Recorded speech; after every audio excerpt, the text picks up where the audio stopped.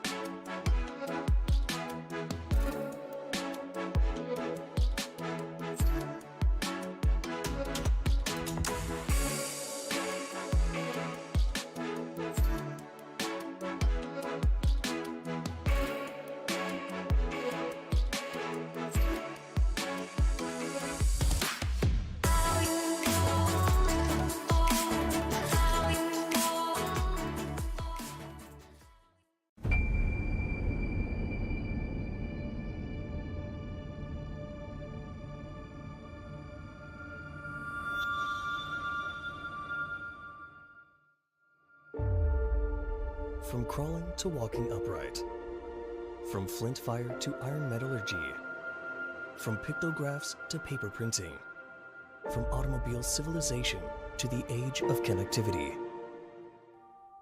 With the instinct of knowledge, human beings have never ceased pursuing and exploring the unknown realm of civilization. With the continuous widening of technological boundaries, some people are no longer satisfied with landing on the moon. Instead, they have turned their vision to the vast and profound universe and stars, trying to realize interstellar colonization and evolve into an interstellar survival species. Others, on the other hand, are searching for the mystery of life in the digital world of 0 and 1, virtual space-time, augmented reality, parallel universe, digital twin. The concept of technology continues to iterate, and meta-universe, a new way of living, is sweeping human society. Meta Sports Ecology Chain is one of the dark horses of the track. With blockchain technology, combined with games, social, and other forms of expression, it has created a decentralized sports metaverse, realizing the whole industry chain, reshaping, thus forming an efficient sports business collaboration ecology. Moreover, the World Cup of Metaverse is the first virtual scenario running on this public chain. It is based on the 2022 Qatar World Cup background, a allowing players to experience the realistic one-to-one soccer industry ecology as a soccer manager. In the World Cup of Meta Universe, players use the platform to pass the MSEC to sign players in the form of NFT cards, build teams, participate in matches, and win rewards. Some strong players can also form a soccer club by hiring coaches, trainers, and other professionals to give their players attribute bonuses and growth, improve player strength, and help injured players recover by hiring team doctors. Clubs can also invest in facilities such as training centers, medical centers, and professional stadiums to enhance player attribute bonuses, increase ticket and advertising revenue, and thus attract more powerful players to join. The higher the total team strength, the higher the chances of winning matches, and the more rewards. Reasonable lineups and formation choices will also help teams strengthen their game performance. In order to optimize the team's player allocation, players can also sell players in the transfer market to increase the value of their assets and realize the cash. World Cup of Metaverse, which will echo the link with the 2022 Qatar World Cup, will bring the glorious event representing the ultimate pinnacle of human civilization into the metaverse world, thus promoting the meta sports ecology chain to become the most highly anticipated civilizational trial in the metaverse worldwide. Is it a sea of stars or a digital twin? The answer to human civilization. Let us witness it together. Current revenue-generating methods don't allow publishers and businesses to offer an enjoyable, ad-free browsing experience. We need a new solution that brings everything together to benefit businesses and users alike. That's why we made Gather.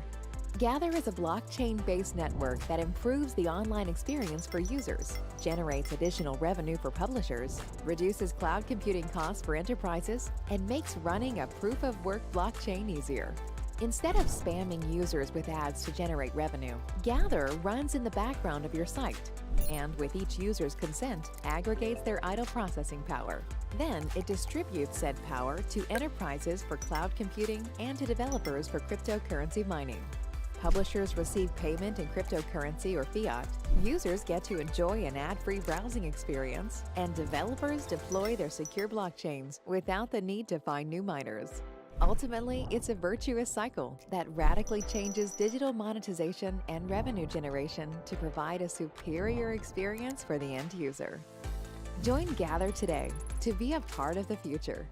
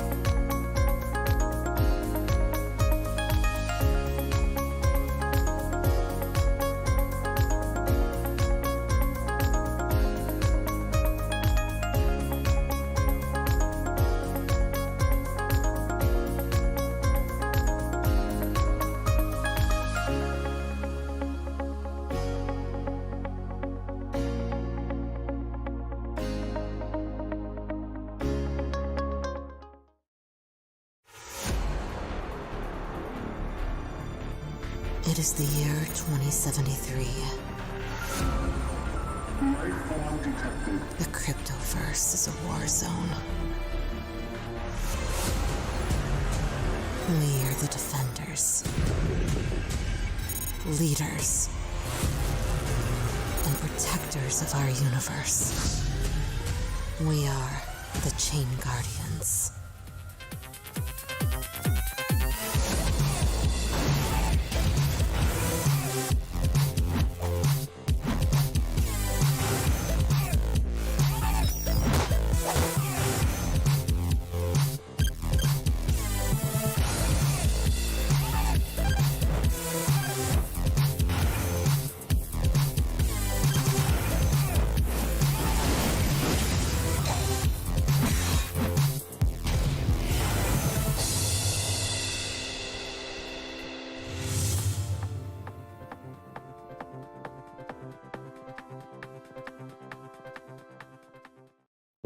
Imagine a lake with clear water and unpolluted air.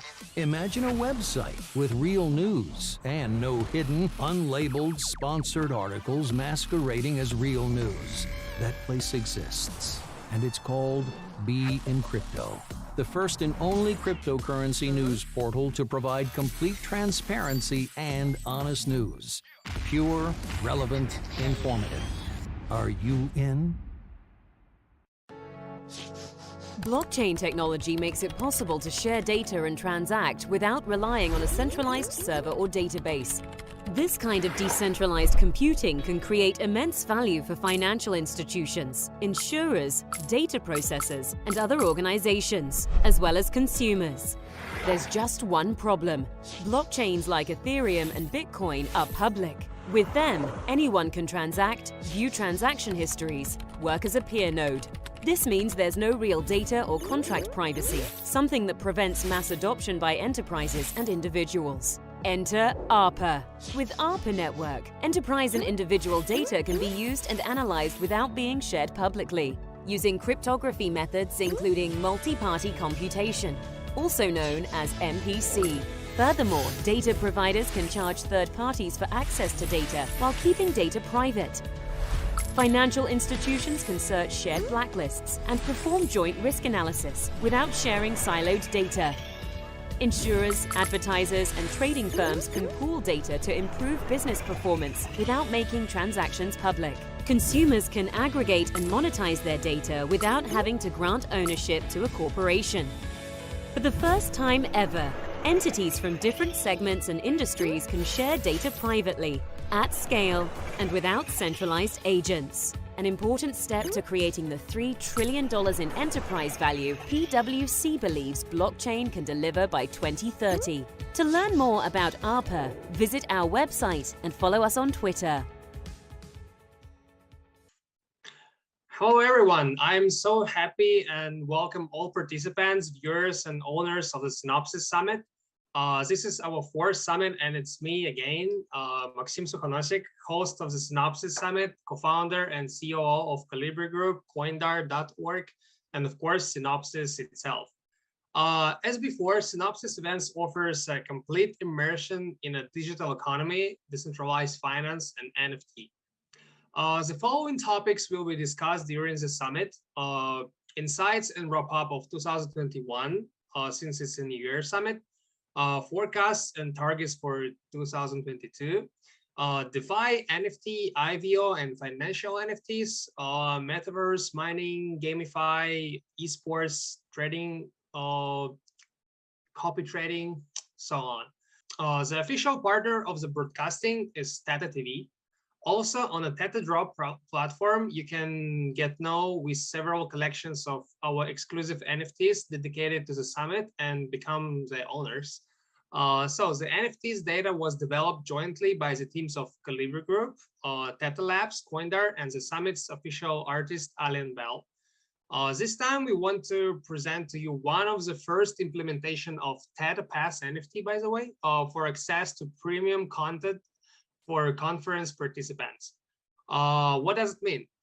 This means that every owner of Synopsis NFTs can get a ticket of a special category, Teta Pass, to unlock the premium feature of a ticket. So as access to premium content and other options in the future.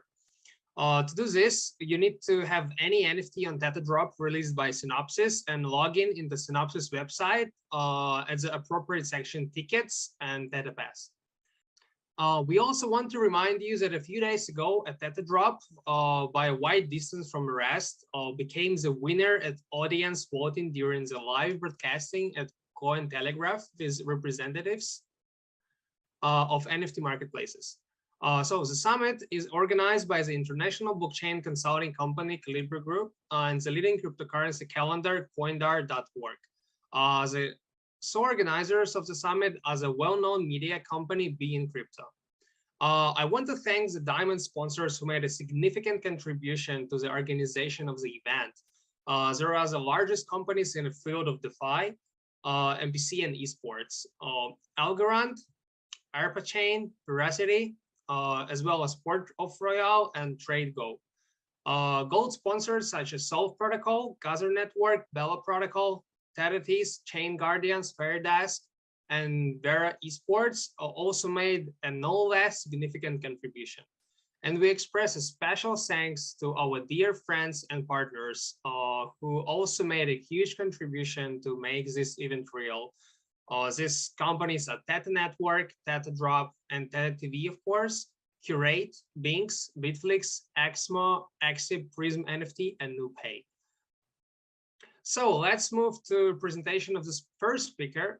Here we go. The summit is opened by a permanent resident of the Synopsis, our very old friend, an outstanding person from the world of blockchain, co-founder of such reputable companies as ARPA and Bella Protocol, Felix Xu.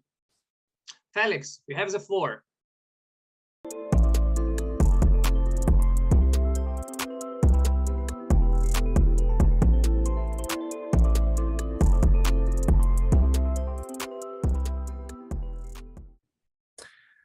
Hey guys, this is Felix Xu. I'm the co-founder and CEO of ARPA and also Bella Protocol. So first of all, thank you for inviting me here at Synopsis. ARPA has been a diamond partner with Synopsis conference for the past 3 years, and it's always feel like home to come back every year. And also last year we had collaboration with Theta, which is a leading blockchain, especially in media and gaming. To release the NFT cards for ARPA. It's the very first NFT series for ARPA. And this year we're gonna have more to come. So grab it if you can. And now I'll just start with like some brief introduction of both projects, what we do and what we are looking to progress into 2022. Right, so ARPA is a privacy-preserving computation network that the most technology that we use is called multi-party computation and threshold signature schemes, which are cutting-edge cryptographic algorithms to protect privacy and also for not only for data but also for private keys. So we started in early 2018, so we are considered like an OG project. And for myself, I graduated from New York University a long time ago and been working in the industry for the past 4 years in crypto. And before that, I was in venture capital, looking at fintech and also, blockchain and also other industry verticals.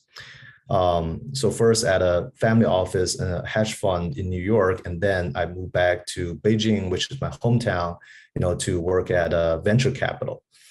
But recently, like we all shifted to remote working since COVID. So I'm now more like a nomad. I've been traveling a lot last year, and this year I have no idea where I'm gonna base in. So a lot said, back to ARPA.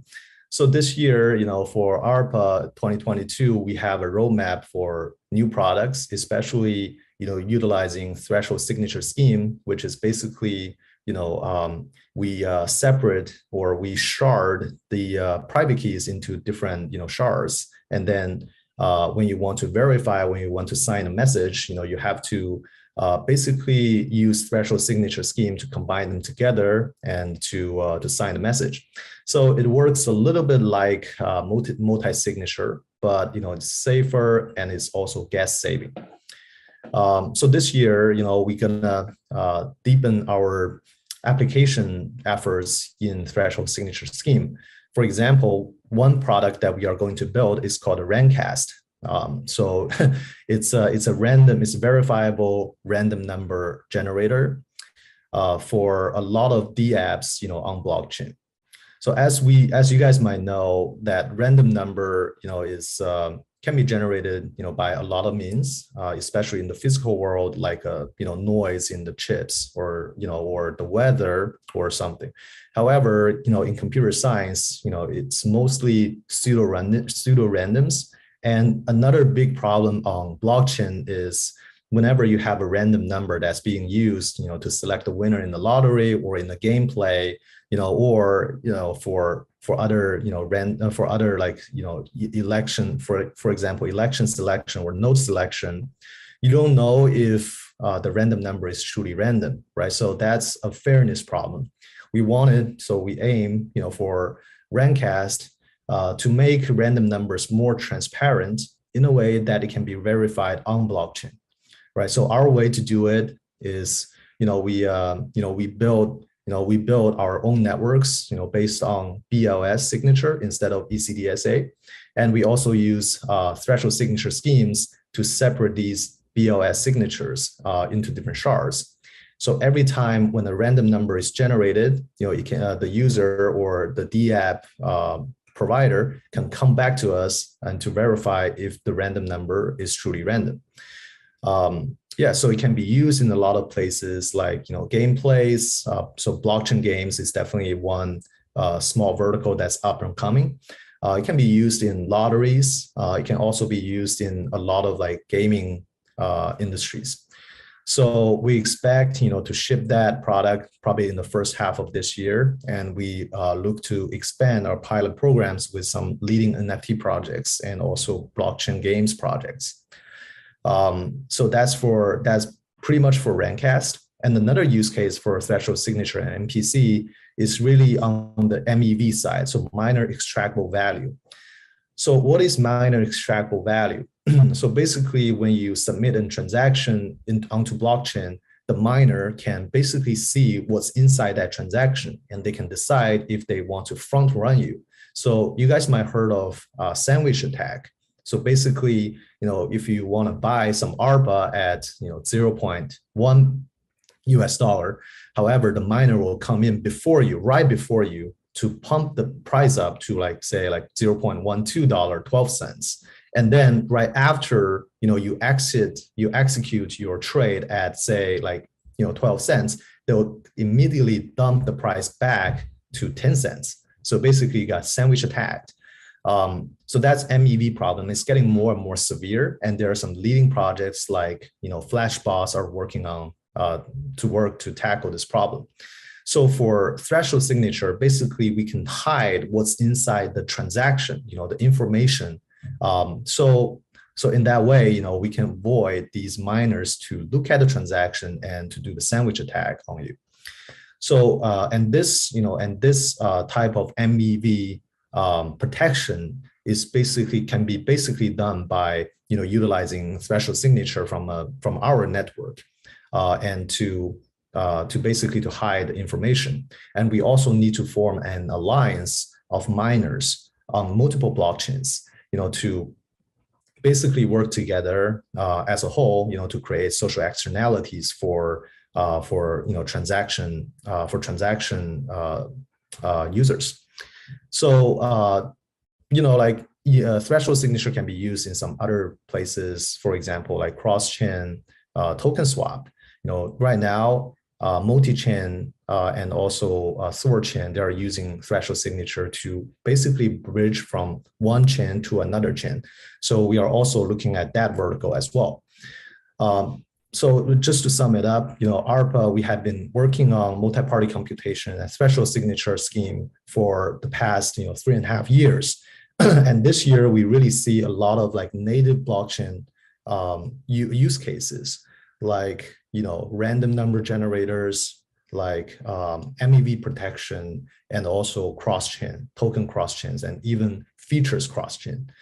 We are building our product to be blockchain agnostic. So meaning you can basically use our product with, to trigger from a proxy smart contract very easily, on say like Ethereum, Polygon, layer 2s, and also Solana and Avalanche. So basically, our solution works on multiple blockchains at the same time.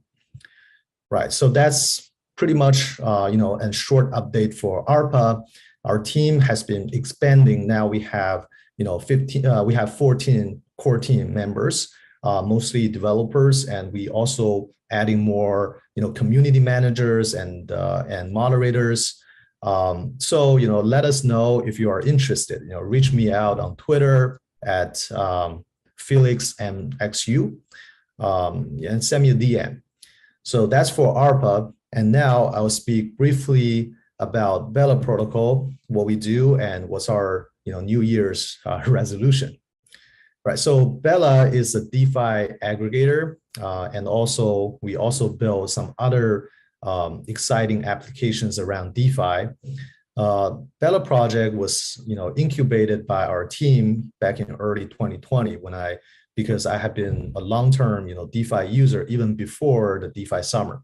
Right. So I've been using synthetics and also compound and some other protocols since the late 2019, and also like the first batch of users for Aave, for Earn Finance, and then later to be renamed into Earn Finance, right? So we started the project, seeing DeFi and also stable coins are going mainstream, and now we see more and more TVL, basically the TVL for whole DeFi, on multiple blockchains grew from like $100 million since the late 2019 to now, $200 billion, which is like 2,000 times growth over the past 2 years.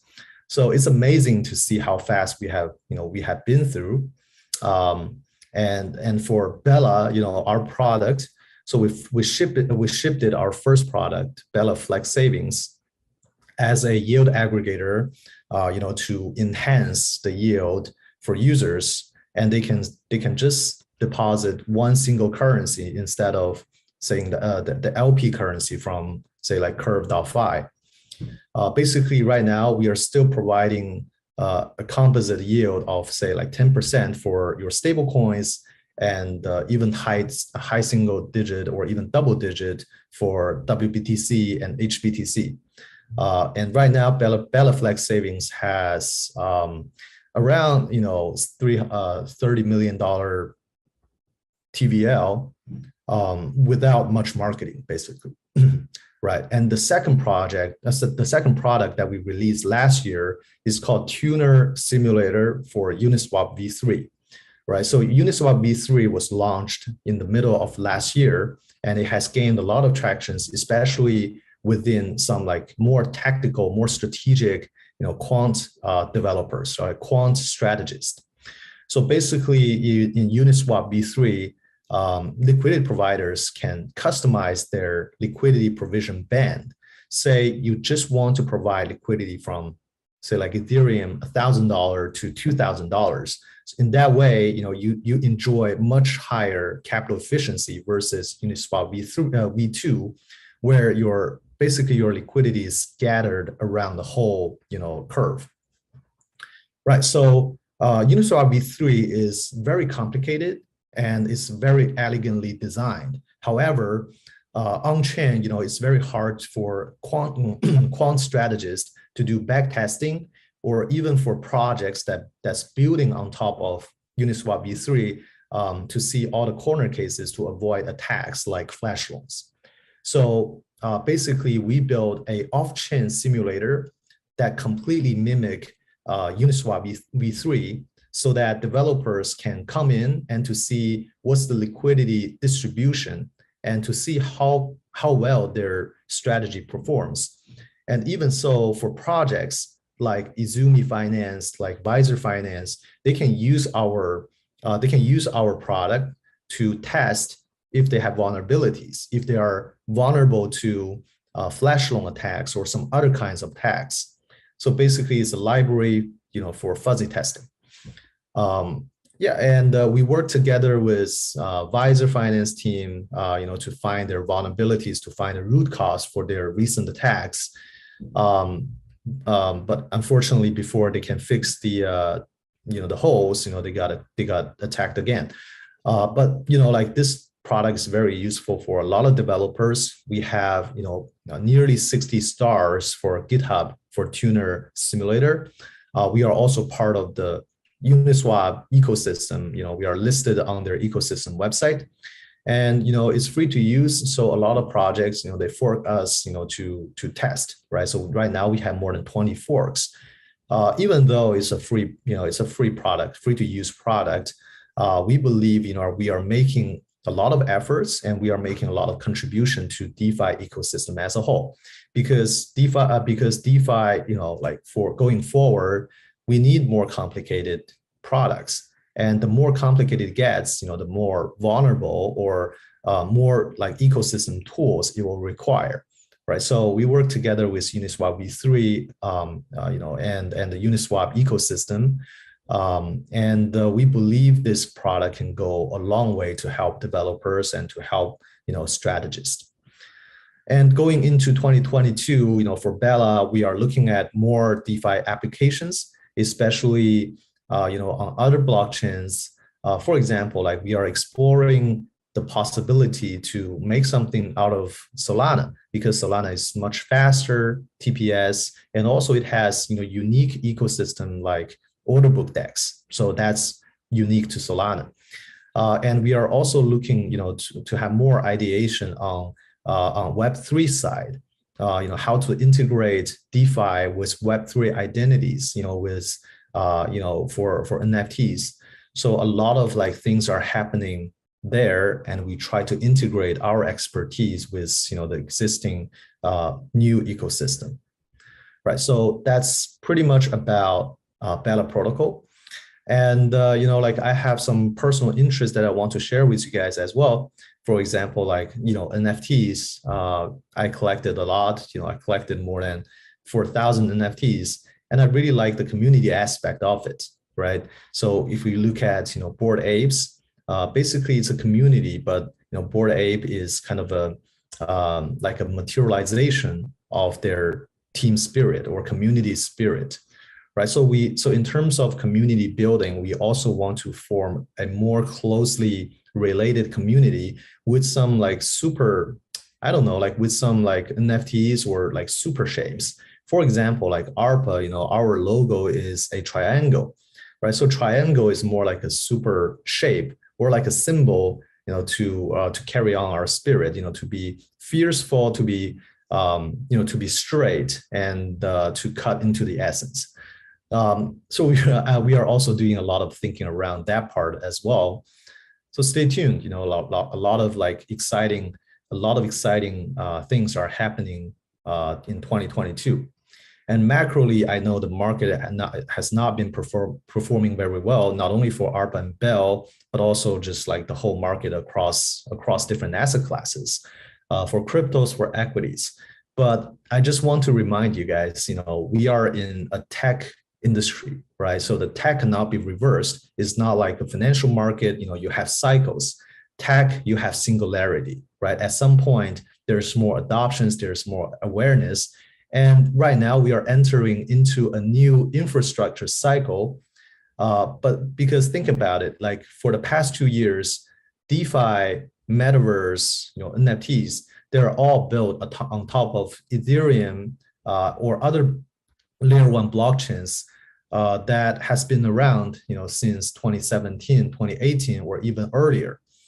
So for new use cases, for new trillion-dollar market, we need to have better infrastructures, no matter it's layer 2 rollups or zero knowledge, or threshold signature or BOS, or different consensus mechanism. So personally, I feel the application cycle in the past 2 years is pretty much there, and it's not going away. However, we are more focusing on the next generation infrastructure, tech stack, to enable another or even multiple trillion-dollar markets as a tech enabler. So basically, like we also so from that, we are devoting more effort and the team's time, into researching about infrastructures and to see what are the things that we can improve upon, like the existing ones. And by the end of last year, we also set a parent company that basically govern everything that we do. And our mission for the whole company is basically to pave ways for builders and creators into a fair digital economy. Because in Web 2, in the Web 2 era, we are, as creators, as builders, we are basically working for for the platform. So there's always conflict between creators and the platform and how much cut it takes. But for Web3, everything will be different. There's going to be more social externalities and more people to take care of others, to help others. So I think that's the fundamental goal for Web3, and we are going back to the very beginning of internet age, to find the community spirit. So that's a lot of so today I covered a lot of topics. Reach me out at Felix MXU on Twitter, and let us know if you are interested to join our team. Thank you so much, and back to the host. Blockchain technology makes it possible to share data and transact without relying on a centralized server or database. This kind of decentralized computing can create immense value for financial institutions, insurers, data processors, and other organizations, as well as consumers. There's just one problem. Blockchains like Ethereum and Bitcoin are public. With them, anyone can transact, view transaction histories, work as a peer node.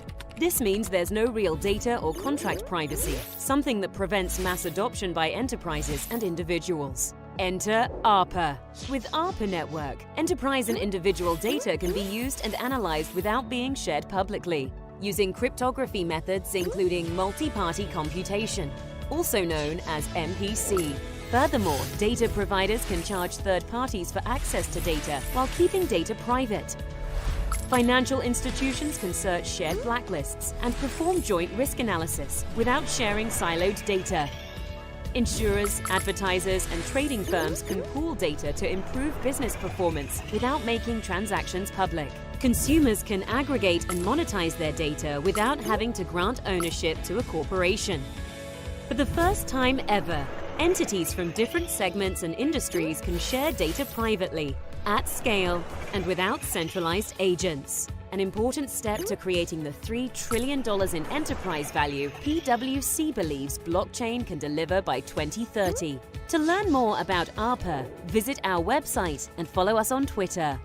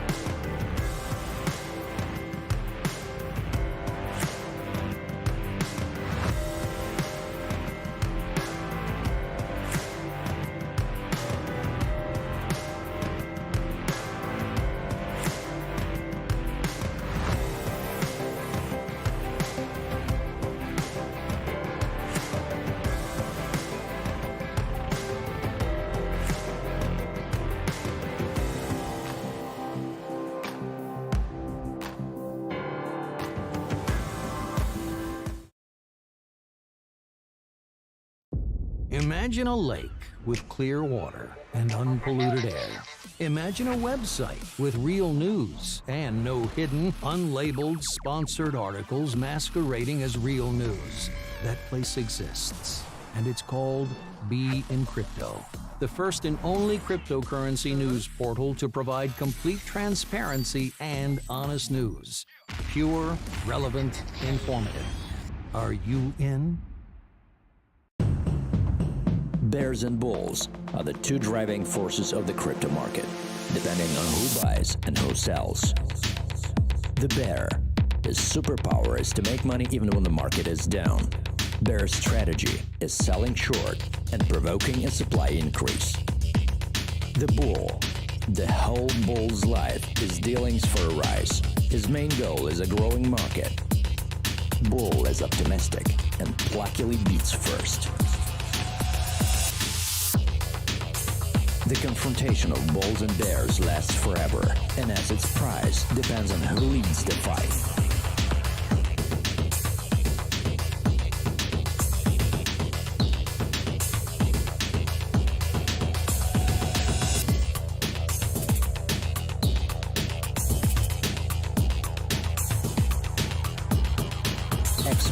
Choose this strategy and make profit.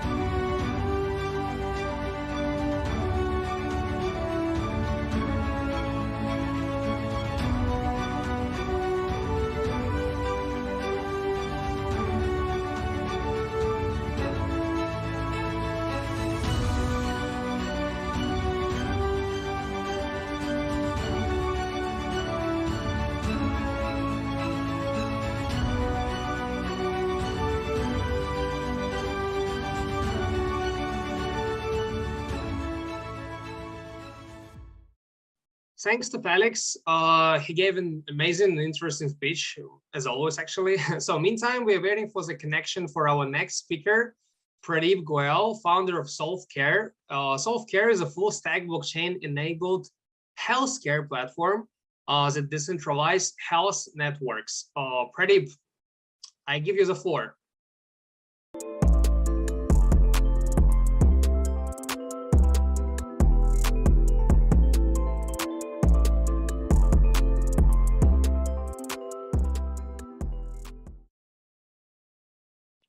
Hello, everyone.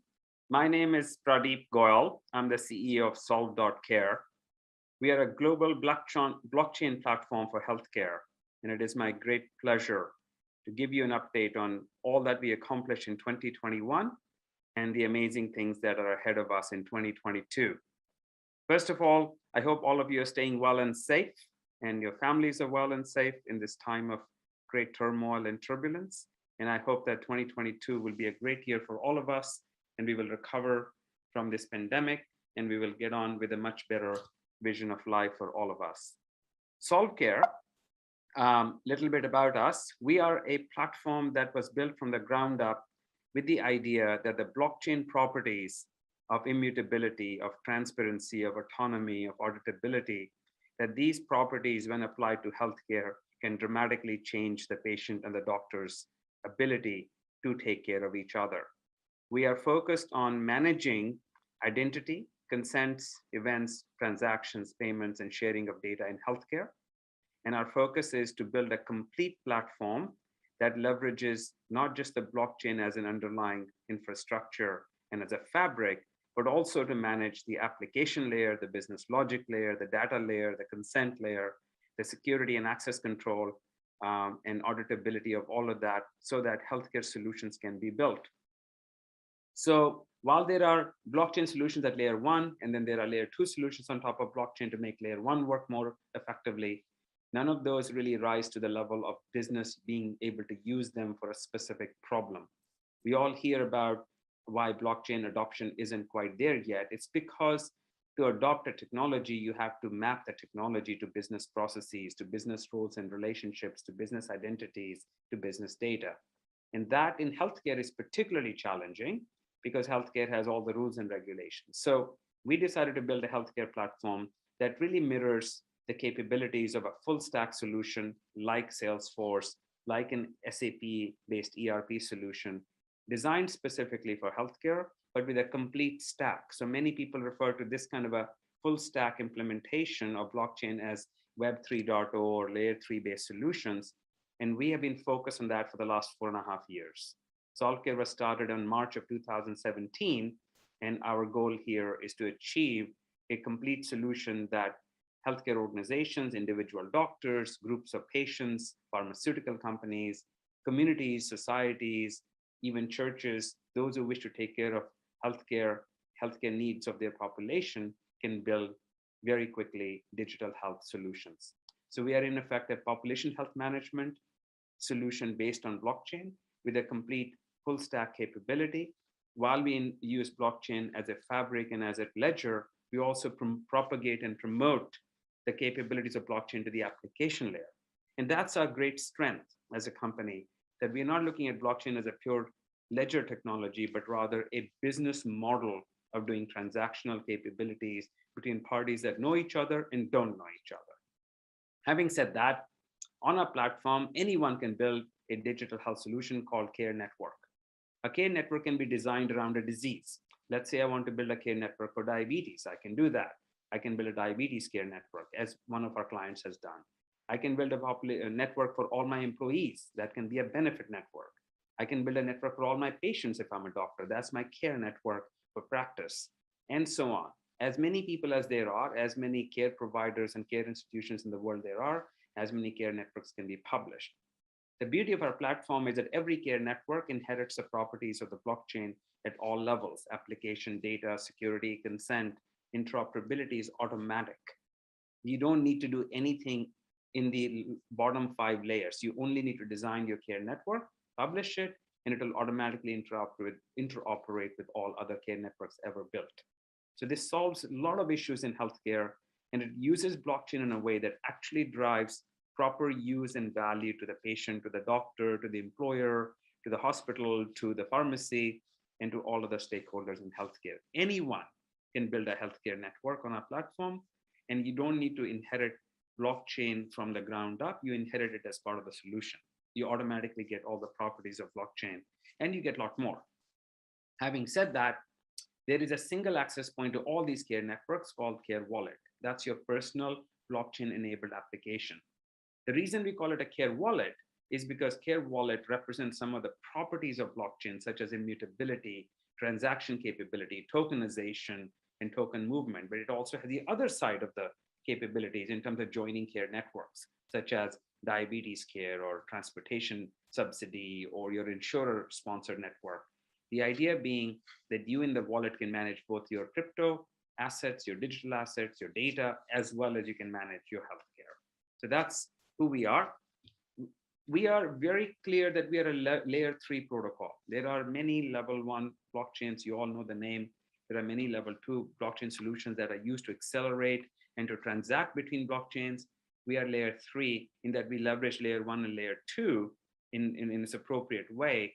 But at layer 3, we allow proper decentralized applications that inherit all the properties of layer 1 and layer 2 can be quickly authored. So it's a crypto native governance, but for application layer. And this is what everybody's waiting for. This is what everybody wants.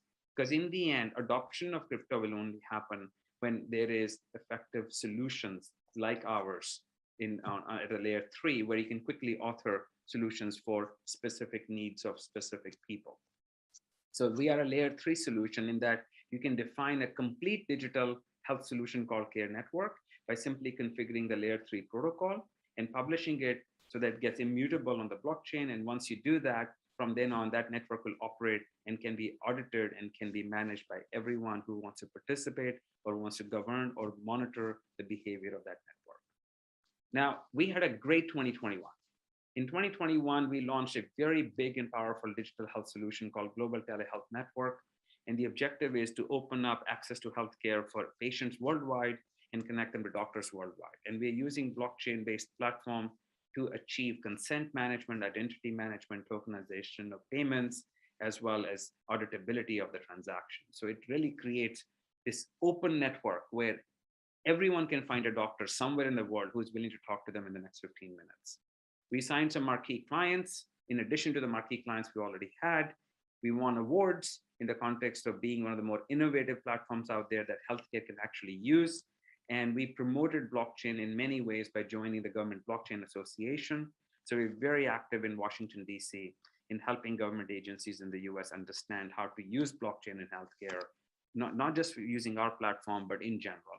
And we signed major partnerships like the AliveCore home EKG test device is now supported through the Care Wallet, which allows you to do EKGs at home and send that data securely to your doctor and control the use of the data so it doesn't get aggregated and used without your permission. One of our key goals here is that everyone who publishes the data on our chain has full control over it. There were many other things we did. One of our big goals for 2021 was to allow third parties to start learning and writing B apps on our platform. So we launched Care Labs, focus on the physician community to write their own care cards and care wallet in the Care Wallet. So they are essentially authoring care networks that can be accessed to the Care Wallet without learning Solidity, without learning all the other intricacies of blockchain, but inheriting all the properties. We launched version 1.6 of the platform, which enables a much richer protocol where you can configure decentralized apps that are much quicker and faster. We moved to a much more decentralized control data model where patients can encrypt and share and manage all their data inside a care network and in their Care Wallet. We tokenized the identity and the application layer. So the objective here was to really move SolveCare's vision to a layer 3 platform that is friendly, not just to the crypto developers, not just to the blockchain community, but to the physicians, to the patients, to the pharmaceuticals and pharmacies and so on. So it's really about making blockchain accessible to business entities, especially healthcare business entities. We are now expanded into 11 countries. Our team grew rapidly last year. COVID forced us to go very digital, as it did to all of you. So we moved from centralized location to very decentralized workforce. We established a new development center in India, which has grown significantly. And we started SolveCare Korea, which will be focused this year, particularly on launching digital health solutions for the Korean and the Asian market, where we are looking at launching care networks under the leadership of the SolveCare Korea president in terms of dementia and Parkinson's disease, and even hand tremors and many other diseases that require continuous care. So SolveCare Korea is a very promising expansion opportunity for us. 2022 looks even more promising than 2021, and we have put forth a very clear plan. So our plan is to deliver Care Platform 2.0 with increased Web 3.0 capability, with much more decentralized capability inherent in the care network itself. Transactional capability where Solve is the gas for all transactions on the network. Security and transmission of data between networks and across wallets where Solve is the tokenized payment and gas. And a publicly available testnet for anyone to build care networks and a certification program for those organizations who want to build very complex care networks to go through a proper training and certification. We're also enhancing and launching SolveCare Mainnet, which allows for Care Wallet owners to have much more control over their wallet capability, as well as the ability to control, build and launch Care Circle and Care Ledger capabilities that allow for better collaboration. So we are also exploring and will expect to launch NFT-based medical data accessibility. But the most important exciting thing here is that with the Care Platform 2.0 and the new mainnet, we can truly decentralize the access to and coordination of healthcare data between parties who know each other and who don't know each other. My team has grown as well. We brought in a chief architect last year, Raj Kushavaha. My chief financial officer and director of marketing and communications have been with me for much longer. but with the addition of Raj into the team, we now have rounded out the technology side as well as the business side. Our advisory board was expanded. We brought in Dr. An Lee from Korea, in addition to Congressman Moran and Dr. Chawla and and Mike Kessel and Jack Frew and Dr. Randall, who've been with us for many, many years. Dr. An Lee, with his clinical background and knowledge of Korean market, was an important addition. My point in all of this that I want to summarize, that 2022 is the year of adoption. 2022 is the year of utilization of blockchain by real businesses at real scale. And while technology is catching up, both layer 1 and layer 2 blockchains are maturing. It's layer 3 that's going to connect all of that to business. And that's our mission. So we continue to be committed to that mission, and we are seeing tremendous traction. Last thing I'll say is that 2022 is only 3 weeks old, but we have had numerous client-facing conversations with pharmaceutical companies, with major health systems, with large healthcare organizations, and very large Fortune organizations who are looking at using a platform this year to really bring patient-centric, provider-centric solutions to market. And we expect that we will see dozens of new care networks launched on our platform this year, all of them operating in the Care Wallet, all of them tokenized through the Solve token, both as a payment and as a gas, all of them operating in the context of authorizable, interoperable, secure cards that move between wallets and between networks that use the token as a gas and as a payment currency, which means that we can solve practically any healthcare problem in the world. And that's what our mission has been. And we believe that we will finally see that mission realized and adopted in 2022. I would invite you, all of you, to reach out to us on info@solve.care. We have a Telegram group, we have Facebook, we have Instagram, we have LinkedIn, all these social media channels, or you can always drop us a note on email. So please join our community. Please participate in authoring new care networks, because you will be part of the mission to make the world a better place. Thank you very much, and have a wonderful rest of the day.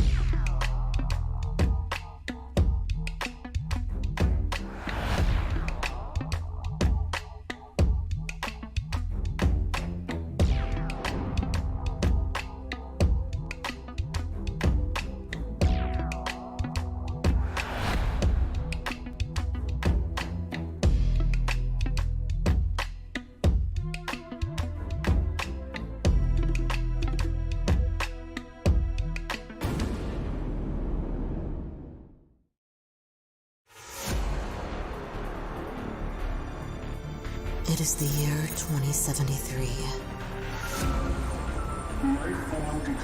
The cryptoverse is a war zone.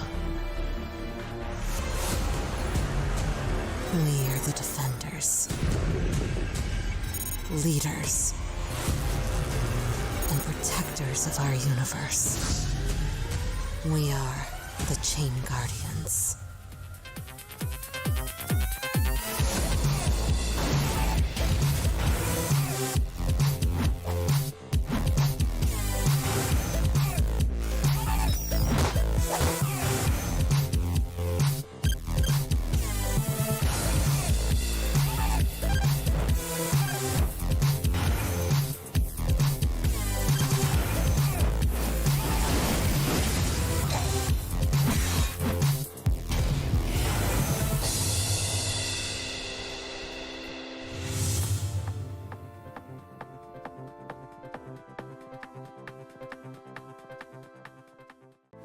Current revenue-generating methods don't allow publishers and businesses to offer an enjoyable, ad-free browsing experience. We need a new solution that brings everything together to benefit businesses and users alike.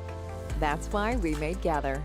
Gather is a blockchain-based network that improves the online experience for users, generates additional revenue for publishers, reduces cloud computing costs for enterprises, and makes running a proof-of-work blockchain easier. Instead of spamming users with ads to generate revenue, Gather runs in the background of your site, and with each user's consent, aggregates their idle processing power.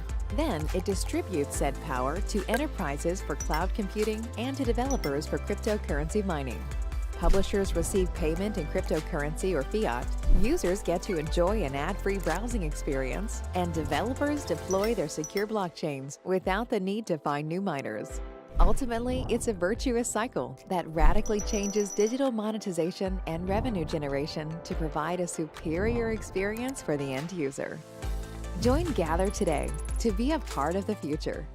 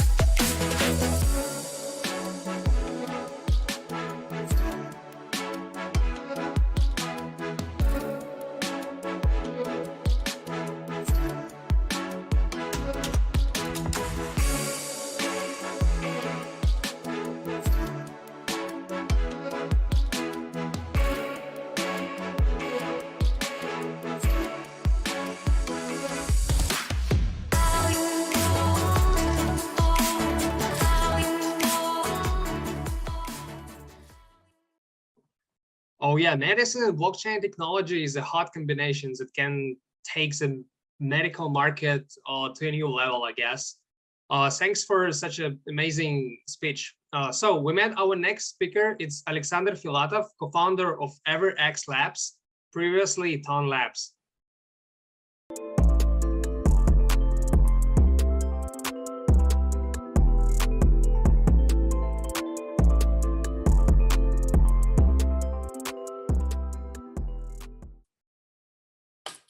Thank you very much, Maxim, for introducing me.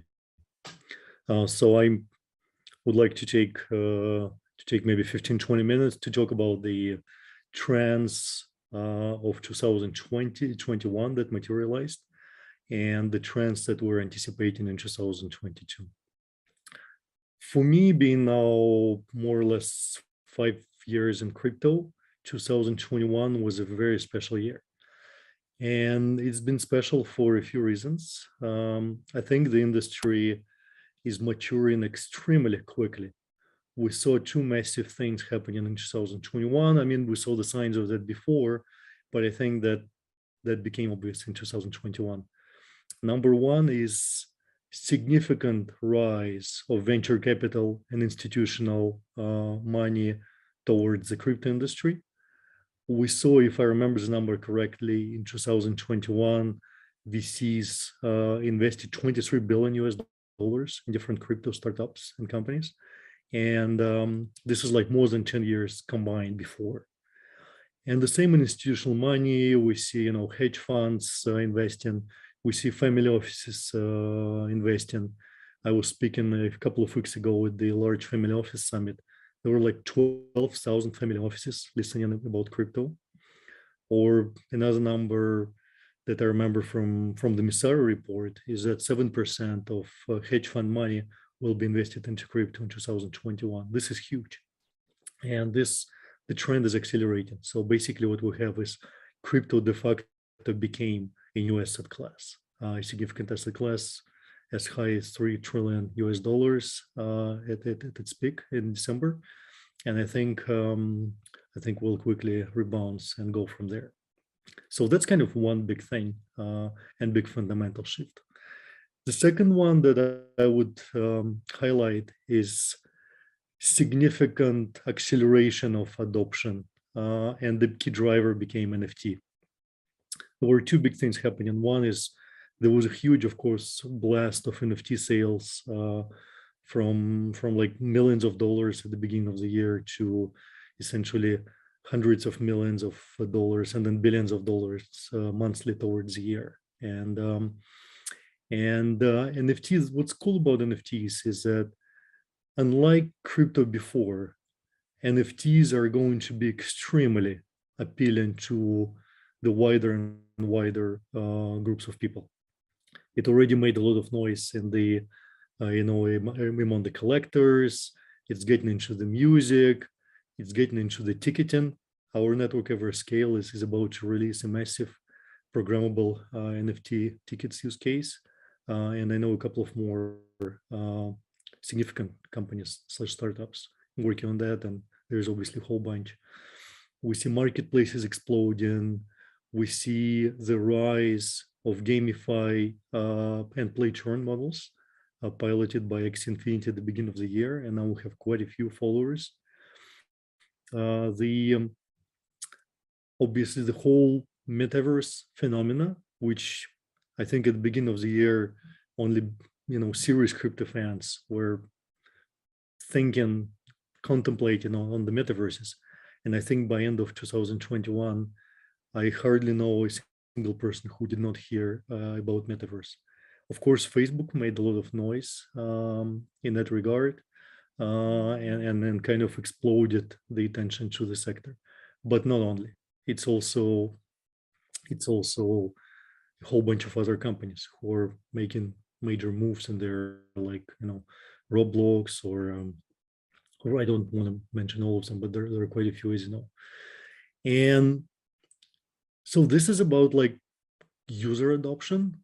And the second big thing, which I don't think it's like obvious for everybody, but it's coming, is a whole bunch of global brands are embracing crypto, largely because of NFTs as well.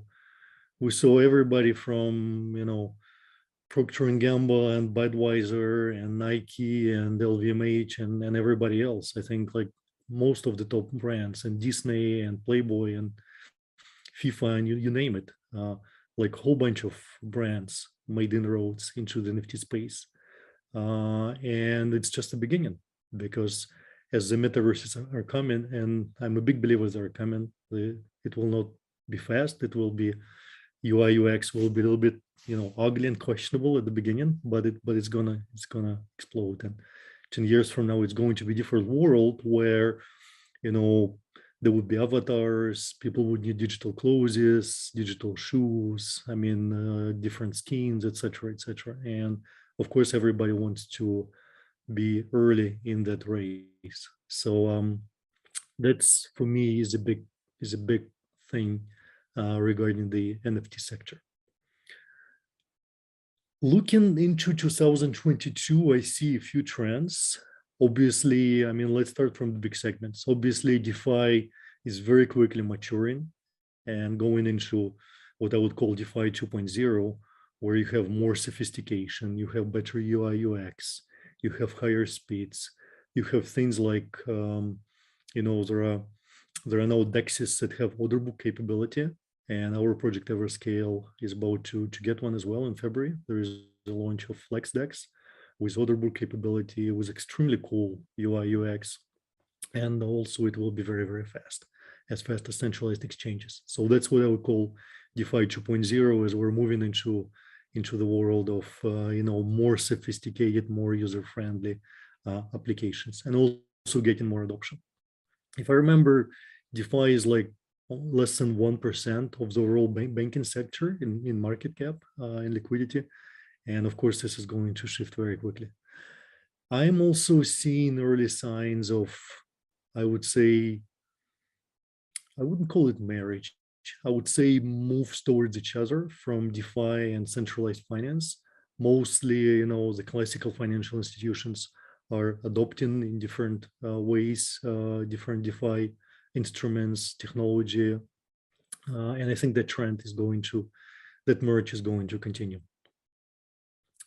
In the NFT space, there are quite a few, and I would, by NFT space, I mean kind of larger segment. I would call it metaverse slash gamify slash play to earn slash NFT segment. So of course we're seeing, I mean, the obvious thing is we're seeing a big race of large corporations into the metaverses, and also startups and large brands, as I mentioned before, are also making massive inroads into the space. We're seeing a big rise of gamify and play to earn, and also the number of games, you know, very quickly increasing.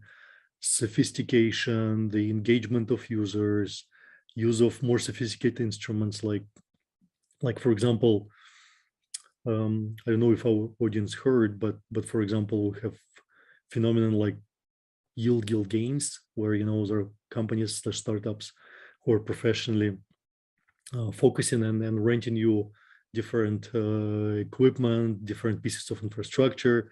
Like if we talk about Axie Infinity, yield guild games would actually rent you the access so that you could play. So and again, this is just the beginning.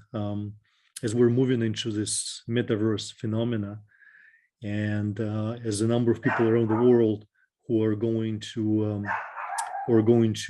play games for a living, not just talking, you know, cyber sports, eSports, but, you know, people making money from different kinds of gaming. And again, Axie Infinity showed us how big that can be. There were villages in Asia, I heard, that, you know, stopped doing what they were doing before, like farming and whatever they were doing, and, you know, they would pick the most capable players and play, you know, and then the whole village would eat from proceeds. And again, this is just the beginning. If there are forecasts that urbanization will free up about 50% of population would be essentially jobless. So I think metaverses and gaming and gamify play to earn will be there to engage and you know and give jobs to all of those people. We're going to see more, you know, large brands coming in.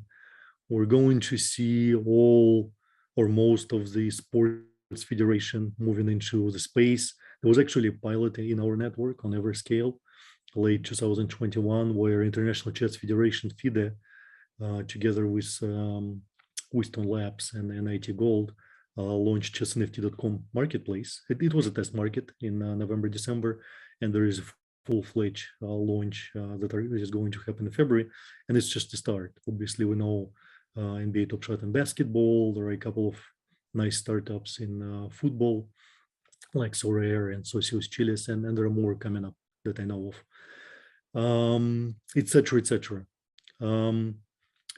We would see new segments in NFT as well.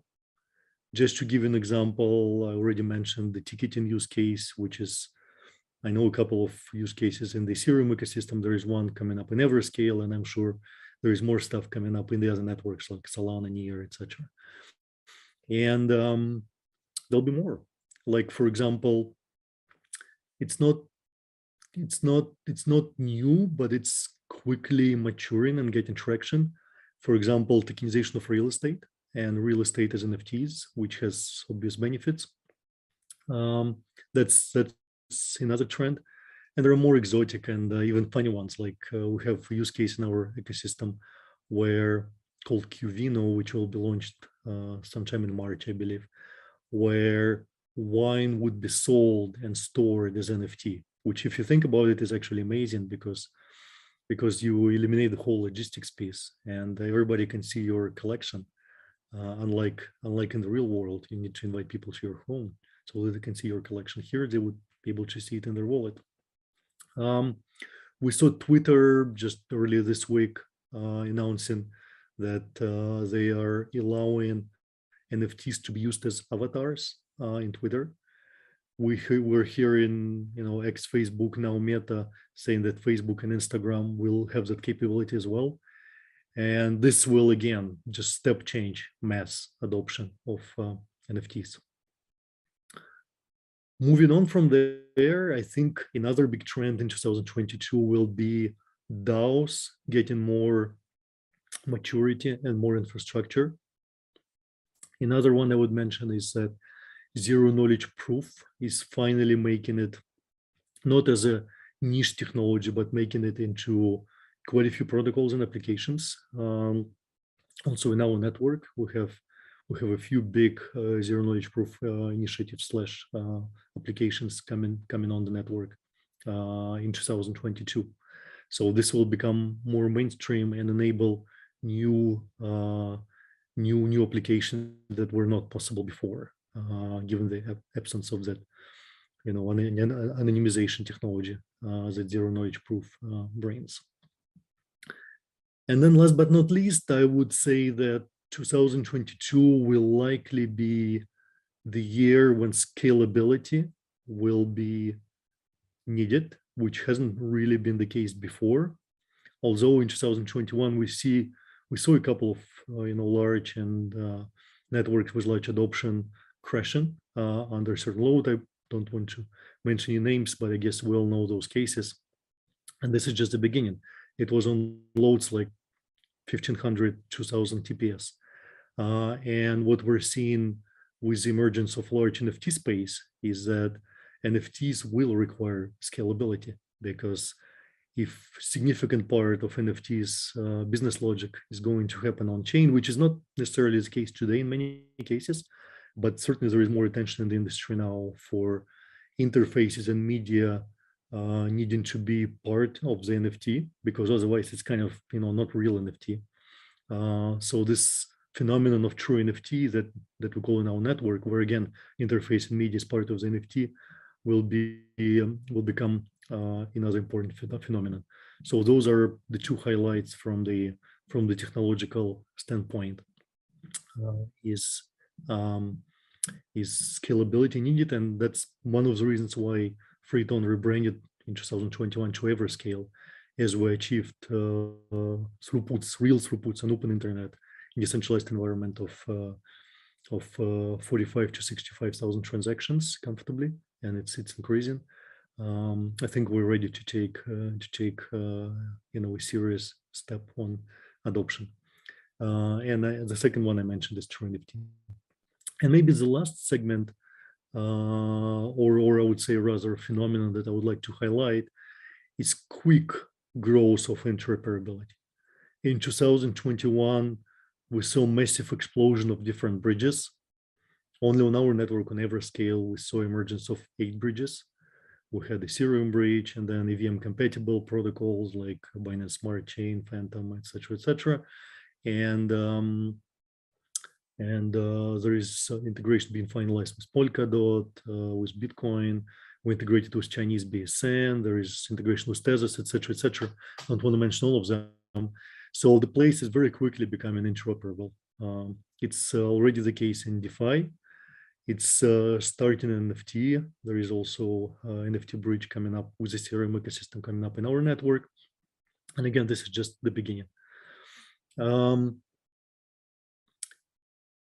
And those are probably the big ones that I would like to highlight moving into 2022.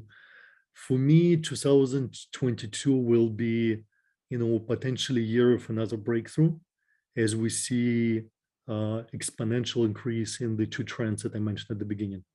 One is institutional money and VC money coming in more and more shapes and forms and sizes and volumes. And another one is quick growth of adoption, mostly in the NFT segment. And again, metaverses bringing global brands and large IT into the space. So let's fasten the belts and get ready for an amazing 2022. Thank you very much.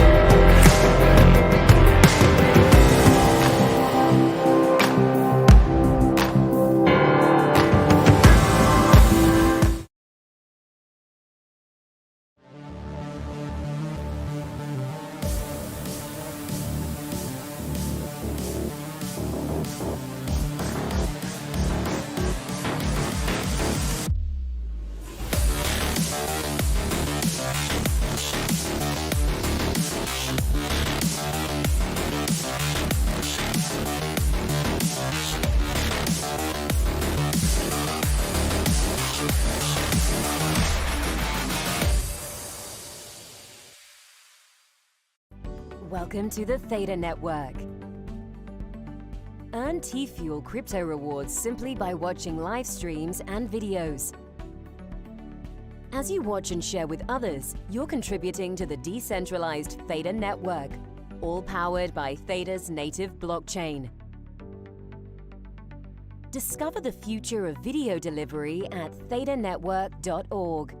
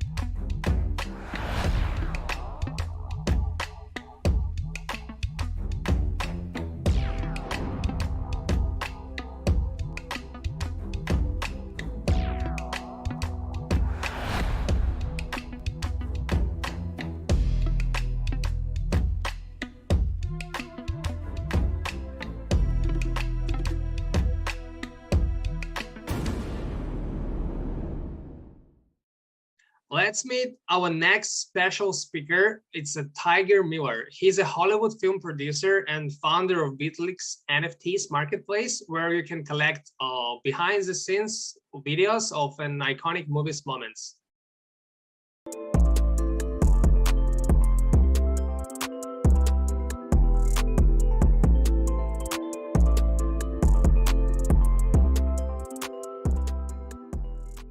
My name is Tiger Miller, founder of Bitflix, and I'm going to talk to you today a little bit about, why I created this company and what all this is about. So basically, we're the first movie NFT platform, and movie NFT we've defined as a behind-the-scenes moment, a collectible highlight from the movie. So let's say the movie was Arnold Schwarzenegger's Predator, or Terminator, a little easier. The collectible NFT would be Arnold Schwarzenegger saying, "I'll be back." So obviously there's two inherent values here, which make our NFTs very special.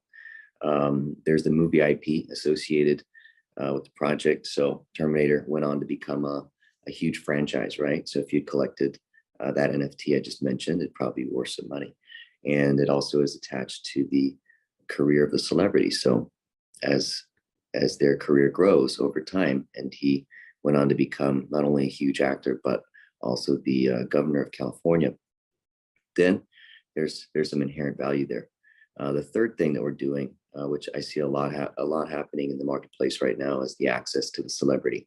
And this is actually the most interesting point, in my opinion, because, we do AMAs live from set of production of the film, and we also have opportunities for the first purchasers, especially of the NFT, to interact with the cast and crew and creators of the movie. So that's kind of what we're doing at Bitflix. There's also a metaverse play in the works, more on that later. But basically relating to avatars, using the avatars of the character roles from the movie in the Bitflix metaverse. So more on that later. I definitely started this company from necessity. I've been a filmmaker all my life, and I came from the indie world of filmmaking, where it's very difficult to get films financed. It's very difficult to get big name actors that can help market your project associated and signed.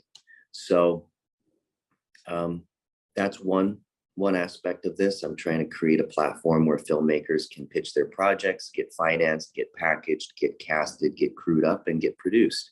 Because it's a very difficult thing to do still, especially with the monopoly of Netflix and a few other online streamers and studios. I mean, it's very difficult for the little guy to get a break. On our platform, they'll be able to put their projects onto the marketplace and have NFTs for their project, so that people can learn more about the concept and purchase a piece of their, the collectible to their film, which the profits can then be used for filmmaking, right? So this is a great kind of means to an end, especially for a little guy starting out, or just somebody trying to launch a new project, right? It could be somebody famous. I believe in this concept, so I'll be doing NFTs for every movie that I make moving forward. We just finished our first Bitflix IMO, initial movie offering, end of last month in December of 2021. It's a movie starring Joseph Bina, and it's his first leading man role. We shot it in Hawaii. It was an action thriller, and stay tuned for that. We'll be showcasing all of the different categories of NFTs that we've made for the film. But I can definitely tell you there are 6 categories. There's actually 7 with the avatar NFT, but the other 6 are also mentioned in the group. So feel free to join our Telegram group or find us on social media. We have the same handle across all social media. It's Bitflix NFTs with an S at the end. So tune in. We have the movie NFT, which I've explained. We have the activist NFT, which is a charity play. So every movie has a location or a story narrative that can contribute to some type of charity and a conservation effort, which is great. And all of those proceeds from the NFT sales on the Bitflix side go to that charity designated for that project. So it's a second kind. The third kind is a music NFT, where, for example, if Hans Zimmer did a track for a scene or a few scenes in a movie, it'd be a Hans Zimmer movie NFT, right? Music NFT. We have star NFTs, which is more to do with the celebrities getting into character, any type of preparation they do for the movie, whether that's physical or mental, or even just rehearsing lines with other actors, that's considered a star NFT. Then we have backstage NFT, which is an opportunity for the audience to purchase a role in a movie. So let's say you love, you're a fan of a certain movie or of a celebrity, and you really want to get more involved and you want to be a background actor. Now you can have access to that. That's pretty interesting. And then we have movie, music, star, activist, backstage, avatar, and trophy NFT, which is our premium NFT. It's the tangible asset NFT. So it's props or memorabilia from the film. Let's say the movie was Terminator. You could purchase the sunglasses that Arnold Schwarzenegger wore in the movie, signed by him. So those are premium products. It's the only physical, tangible asset NFT that we are creating. And those are the 7 categories of NFT. As a film producer and financier myself, the transparency in film financing has been long overdue. So investors always want to know where their invested monies are at each stage of the production cycle. And, blockchain technology offers a great solution for this, for transparency and accountability, which overall assists producers in achieving their deliverables as well. So this is a great way of approaching filmmaking. I've always, I was an early investor in Ethereum and a few other coins. And I've always kind of kept an eye on blockchain technology and thought carefully about how it could be infused into movie making and married to, improving transparency in film financing, for example. So this is something that eventually I would like to explore more with Bitflix. And that is an end goal of mine, to eventually offer, crypto crowdfunded films and involvement of the audience to purchase and hold a stake in the movie as an equity shareholder, right? So until the securities issue is resolved, we have an interesting play of movie NFTs. that not only markets the film and includes, the opportunity for people to get more involved and interact with the filmmakers and the celebrities of the movie. It's it's fun, right? Collecting your favorite movie highlights is definitely something that a lot of fans can get excited about. So we've put in tremendous effort and we're super excited for the launch. I just came back to Dubai to visit some of our team here, gearing up for the IDO later this month. So if you don't have any questions, I think that's pretty much it from me. I'm happy to answer any more questions during our next interview.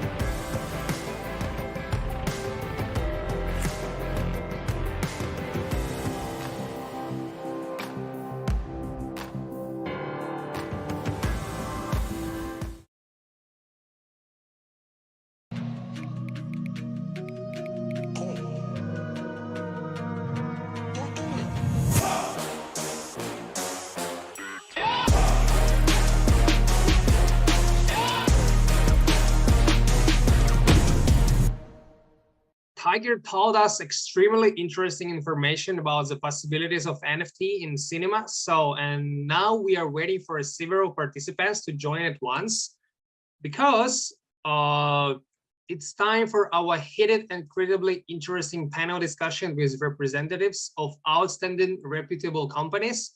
What awaits you is full immersion in NFT markets. Just hold on a minute, please, and we will meet with you at the panel discussion. Do not switch.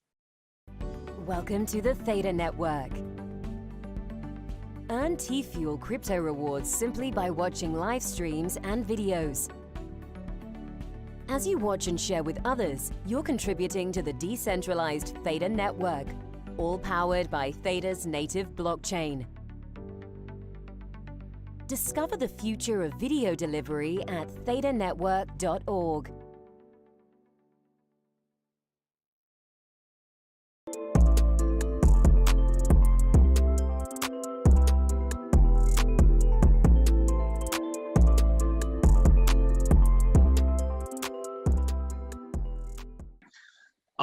I'm the host, Maxim Sukhanosik, and you're watching the Synopsis panel discussion. So today we've invited representatives of hot projects focusing on NFT like Theta Labs, Curate, Bitflix, Solve Protocol, Treasureland, OpenSky, Era7.io, Tetris, and Prism NFT. So we are going to discuss this sonorous hot topic, full immersion in NFT markets. So according to Google Trends, in 2021, global search for NFT suppressed crypto. This industry is going viral as the likes of Nike and Snoop Dogg join it. So let's get to the bottom of it. And the first question, it's not actually a question, just like kind of the topic. So let's review the NFT industry achievements in 2021. Wes, you're first. How was 2021 for you? Yeah, so in the NFT space, we dived in pretty deeply. Biggest thing, of course, we launched our Theta Drop NFT marketplace in March, and that's been doing really well. Actually grown in both trade volume, doubled in trade volume and in site visits every month for the last 3 or 4 months. So it's really taking off, seeing some great growth. sort of mix between your curated drops, like in order that is really diving into the utility of how these NFTs can work for users and not just have art pieces, but things that unlock exclusive content, that work as tickets for live streams, and really like the second level of NFT utility. Yeah, I really know that the drop, because we are also like the Synopsis NFTs are part of it. Yeah, as far that's as right. you know. Yeah, that's Yeah. right. Synopsis is in fact your first job, I think, happening just now, so that's exciting. Yeah, looking forward for our next drop actually. So thank you, Wes. And guys, can I just also ask you, when another speaker is talking, please turn off your mic, because you know we have some like noises. So yeah. So thank you, Wes. James, what was 2021 for Curate and you personally? Yeah, thanks for the question. So we were the first NFT marketplace on iOS last year. Really excited to be the first which Apple approved. And yeah, we reached 75,000 users since launching in the summer in 21. So we grew incredibly fast. We weren't expecting it to be that fast. And the great thing with what we did was we saved over 5 million in gas fees for our community. That's because Curate is completely gasless. So there's no gas fees to make a bid on an NFT or to make an offer, or even to mint an NFT or a collection. So we absorbed through our tech around 5 million, just over $5 million in gas fees. And on a personal note, it was really exciting to see some Bored Apes and some Mutant Apes make their way over to Curate. We're offering, we got some plans for NFT staking coming up, so they're going to really benefit. But yeah, that was sort of a personal highlight for me, seeing those apes onto our platform. Yeah, thanks for letting us know, and sounds really impressive. Like gasless NFT marketplace. I'm so excited about it actually. You know, since like it got really high recently. So yeah, thanks, James. And our next speaker, actually, a cool fact about next speaker, Tiger is not only just into NFTs, he's also a Hollywood movie director. So Tiger, how was the last year for you, Bitflix and Fortune Hero Media? Tiger? Well, hi everybody, can you hear me? Yeah, we can hear you.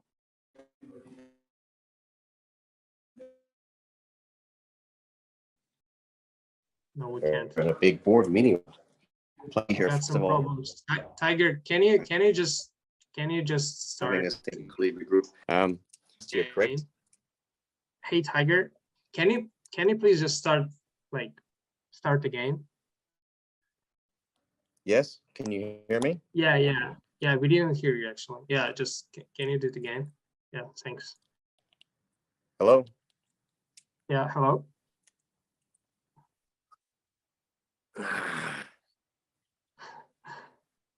Yeah, I'm sorry about this connection. Pleasure to meet everybody. And thank you for having me, Maxim and Calibri Group. Yeah, can you hear me now?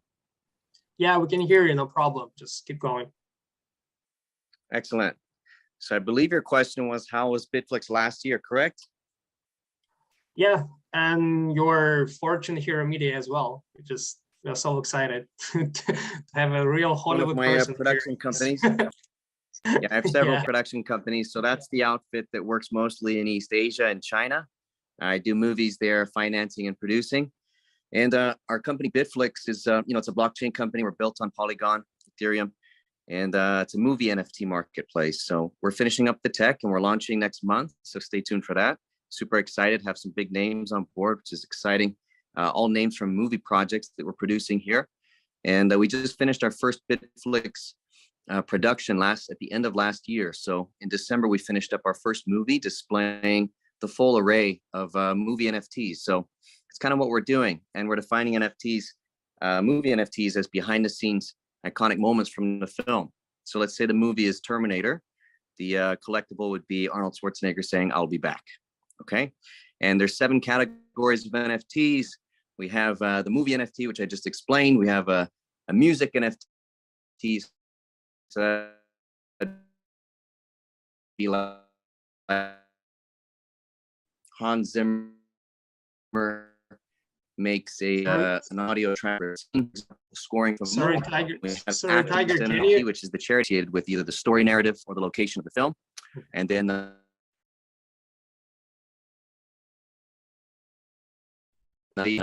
for gaming, being the character role from the movie. So that one's exciting. We just started that one. And what else? We have Trophy NFT, which is the premium item.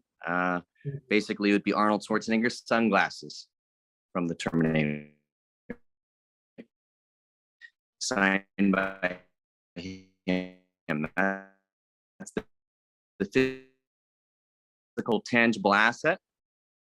So that one's pretty exciting as well. It'd be a premium product. Then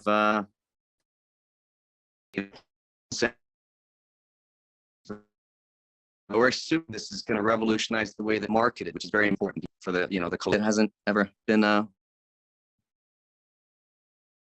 been accessible for the audience. Has never been able to really interact with the celebrities of the film or the filmmakers. So that's what we're trying to change. The thing that NFTs are doing, which is residuals, right? The royalty system is very nice because a lot of this industry is monopolized by companies which we don't need to name, but basically there's no royalties anymore, right? In the old days of TV syndication, when there was a percentage of proceeds going to the creators, the producers, and the actors, that's largely missing these days. They usually buy things out and make it an original flick, and that's that. People don't get paid beyond that. So here's our way of bringing back royalties. Okay. Thanks for your point of view. Actually, we got some connection troubles from your side. We didn't hear maybe a half of your speech. But I mean, I guess it's okay. We will edit it somehow. Okay. Thanks a lot for sharing. Next, we turn to Mike of Solve Protocol. Mike, we are all ears. Please let us know about your amazing project. Yeah, thank you, Maxim. Thank you for your question. And maybe that Solve is working in a special subdomain called financial NFT, right? So I would like to add something, review the progress of the last year in this space. 12 months ago, when we first approached the investors, even the top DeFi investors in this field, they know nothing about. They knew nothing about the financial NFT. They never heard this word, and the whole market back that time was absolutely zero. And then in the April, I think Uniswap V3 issued their LP tokens as NFTs, and that is the first kind of financial NFTs, in my opinion. And then it's our turn in May. Solve minted the first vesting vouchers, and in December we launched the first IVO. IVO stands for Initial Voucher Offering. So what is financial NFT? It's actually, we use NFTs to implement the financial instruments, various financial instruments, bonds, equities, the futures, options, ABS, MBS, checks, things like that. So now the value of issued Solve vouchers is about 240 million, and our weekly transaction is around for $2 million US, and the active traders accounts is about 6,000 per week.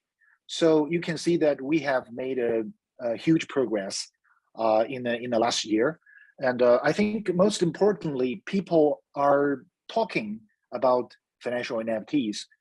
In the recent published book, How to NFT, you may read that book, published by CoinGecko, right? They put 2 chapters on the topics related to financial NFTs. So to us, it's amazing. So I would conclude the year of 2021 as legendary start of the financial NFT market. Yeah, that's my point. Thank you. Okay, thanks for your point. Okay, thank you, Mike. And now I would like Lydia to tell us about year 2021 for Treasureland. Okay, thank you, Maxim, and great to meeting you guys. Yeah, I think it's the magic of NFT to bring us all here to meet each other here to have this opportunity. Okay, actually, Treasureland is just an multi-chain NFT marketplace, and it's launched almost 1 year ago. So at the beginning, it's not easy for a brand new marketplace to shine from the shadow of OpenSea, Rarible, and super rare such giant markets. So we just focus on building the multi-chain market. We deployed the contracts on Ethereum, Polygon, and the Binance Smart Chain. We just hit our peak NFT trading volume at around July and August on BSC, just next to the TVL of OpenSea.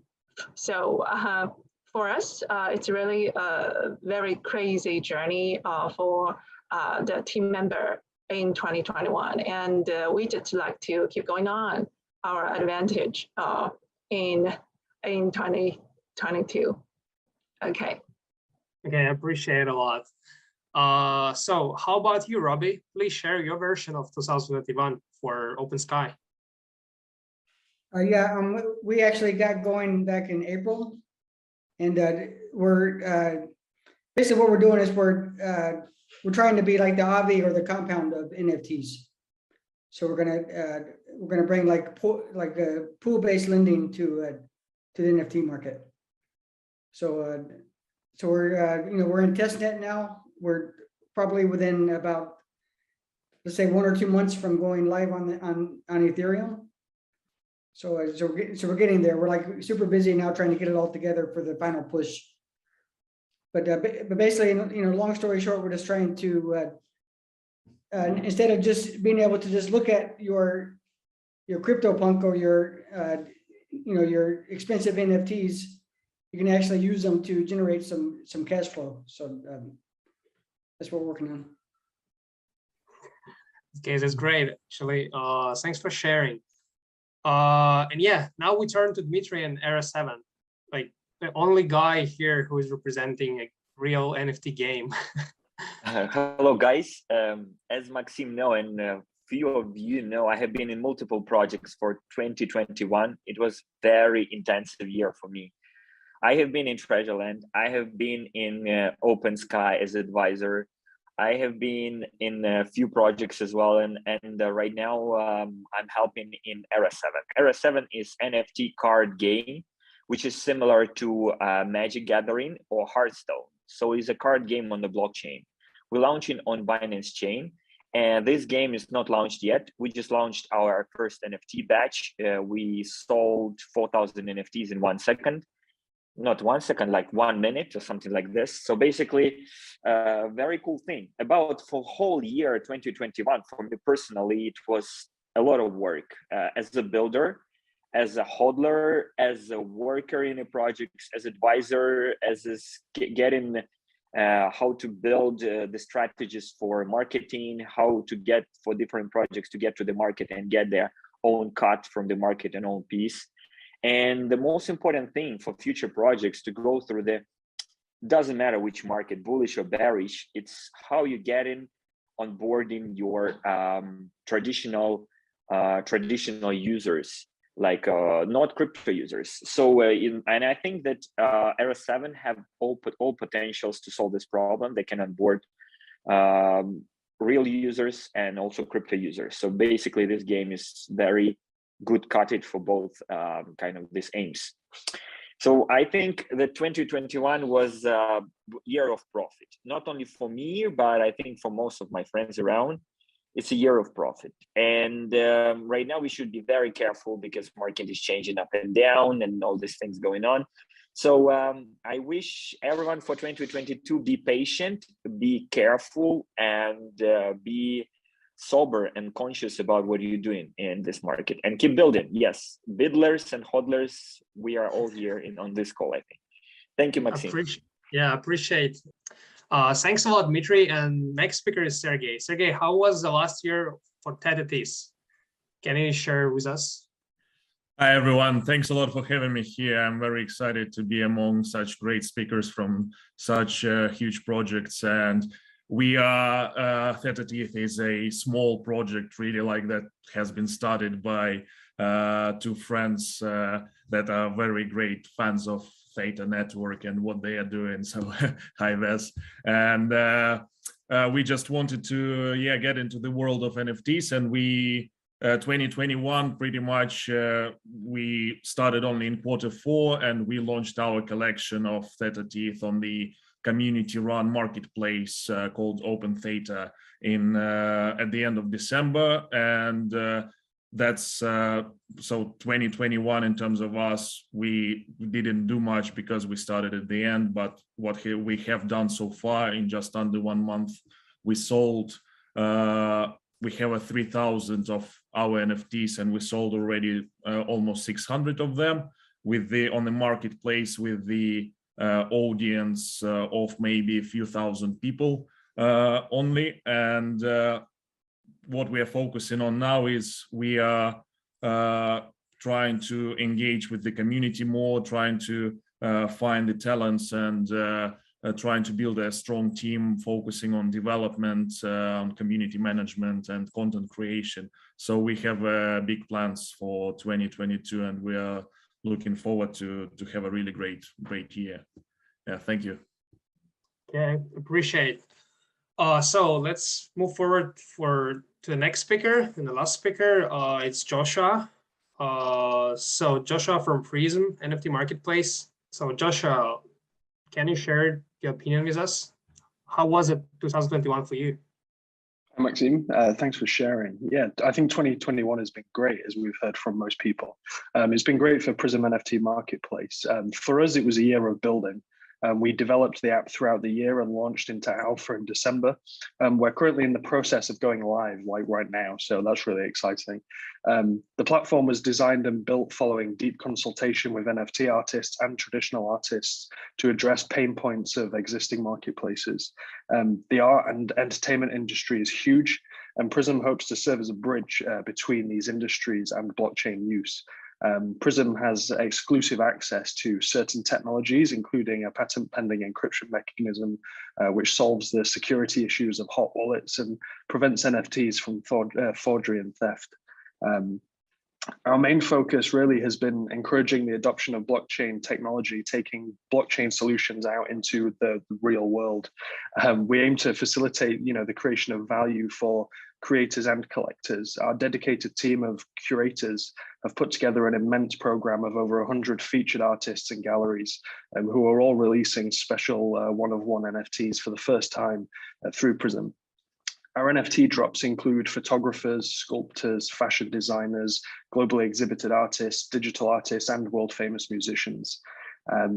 We're working currently with a director of art at Disney who is involved in shows like Phineas and Ferb, Kim Possible, as well as multiple award-winning Grammy artists such as George Benson.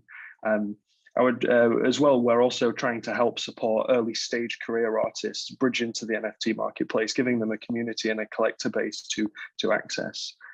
Our drops also focus on coordinating physical redeemables alongside the NFTs. So we have one artist who's working on neon lights and neon signs, and purchase of the NFT comes with redeemables of this. So we're really trying to create as many unique collectibles as possible.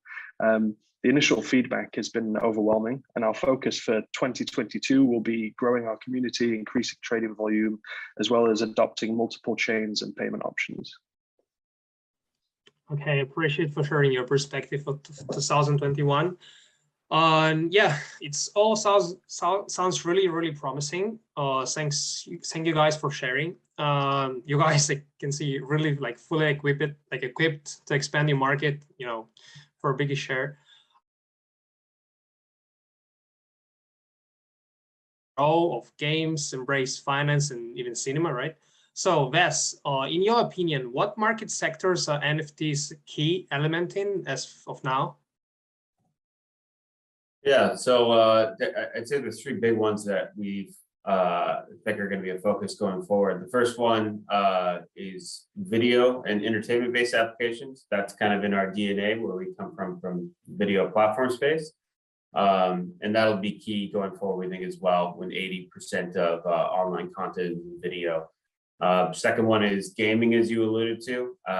That's one that we haven't focused on as much where we come from, but I think the market opportunity is enormous there. And all you have to do is look at some of the AAA game developers that are talking about introducing NFTs to see this is going to quickly move beyond just blockchain native games. But at the same time, blockchain native games are starting to catch up with the non-crypto ones anyway. Splinterlands and Axie Infinity, it's something that's getting a lot of traction. And then the third one, more broadly, it's kind of nebulous to define, but as metaverses keep growing, NFTs are kind of purpose-built to be able to transfer value within these different worlds. So I think that's a no-brainer from day one in these emerging metaverses. It's just going to be assumed that things of value that are unique, whether it's real estate or anything, are always going to be NFT based. Okay, appreciate. Thank you, Wes. So James, what do you think about the key direction of NFTs? Yeah, I think this year we're going to see a lot of usage for POAPs, which is proof of attendance protocol NFTs. So something we're exploring at Curate is actually offering these unique POAP NFTs to people who attend our Twitter spaces. We're hosting our first conference this year in London.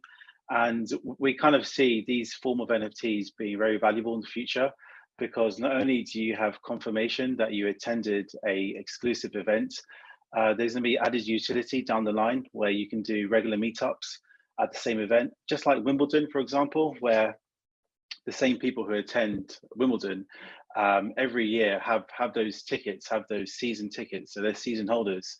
I think that's going to transition into POAPs, and that's something we're looking to do on Curate as a secondary marketplace.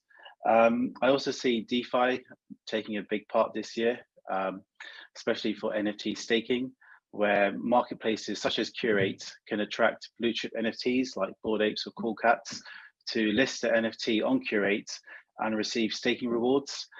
So whilst they're waiting for a sale to happen on Curate, they're collecting daily rewards in real time, which compound. You can buy further NFTs.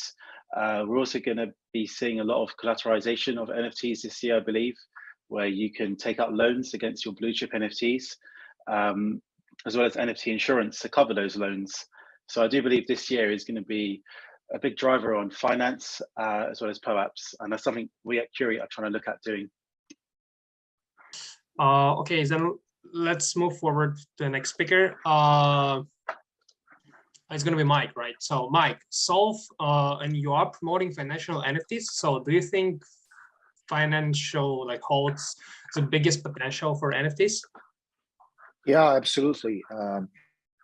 I mean, you know, many speakers here, they actually are doing something related to financial NFTs. Like James, he just mentioned that he was doing something in my dictionary are related to financial NFT. But let me quote the investor of Solve, you know, Andrew Stenwood, who is the founder of Subgame. You know, Subgame is one of the lead investors of Solve in the round A. Andrew said when he made the decision that to invest Solve, he made a projection. He told me that he predicted that the size of financial NFT market alone someday would be bigger than all the other NFT market combined. I know this is a little bit, you know, a bold projection, but consider this: in the off-chain real world, the financial derivative market size is about 10 times larger than the total world's GDP. I know the number should be close to 1 quadrillion. So 1 quadrillion. So if we build the future finance entirely on DeFi, we may probably see the similar pattern. So that means that we use financial NFT to represent all the financial derivatives, all the, you know, we map the real world asset, tangible, intangible asset into DeFi with the financial NFTs. Then we will get a humongous financial NFT market. You know, every kind of financial instrument, the land titles, the properties, the leasing agreement, the instrument contracts, any kind of contractual agreements or securities can be, you know, mapping to financial NFTs. That is huge. That is humongous. So that's my point. I would like to give a positive answer to your question. I believe that the financial NFT alone can be maybe the largest sector of NFT market. Yeah. Thank you. Yeah, you're welcome. Sounds really promising, and I hope it can come true. Yeah, so let us know after this talk how to buy Solve NFT and how to buy get some tokens maybe. Sure. Yeah, thank you, Mike. So okay, let's move forward. What's on your mind, Lydia? Can you please share? Yeah, okay.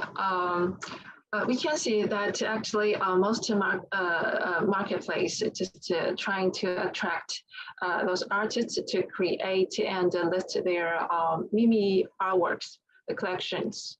But on Trailland, we also have hundreds of artists who create Mimi collections almost every day. But besides that, we kindly prefer to cooperate with those gamify, DeFi, even MachineFi projects. The MachineFi project actually is on Altex. We are cooperating with a chain, okay, to attract them to build on their NFT, the special NFTs on our collections, with more stories, backgrounds, which means maybe they could become some assets or proof of interactive behavior with the contracts, which could become a pass in the game or a role or avatar in the story. I think that means these artworks will not only be a picture or JPGs, which is just so hot these days, right? But would be a proof or more useful in their background, can just bring their owners more treasure. That's my opinion. Okay. Yeah, thank you so much. So let's move to Robbie. So Robbie, what do you think? What the key direction for NFTs in your mind? Yeah, I think the big trend is metaverse and GameFi. So I see that kind of being a big focus this year. And then, you know, of course, we're going to be pushing, you know, using NFTs to generate cash. And also, I think staking. One of the other guys was talking about staking. I think staking will see growth as well, because you know, I do a lot of yield farming and you know, regular crypto and stable coins, and that's really exploding. You know, it's like something like almost $300 billion in DeFi TVL now. So I think more of that money is going to go into kind of slosh over into the NFT DeFi side. So I agree that financialization of NFTs is going to be big this year. So.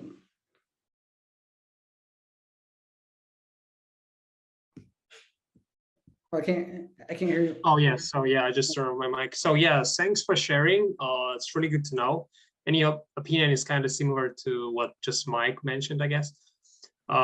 Anyway, thanks. So what about you, Dmitry? Can you please talking share? About which will be the most yeah, what key directions for NFTs do you think?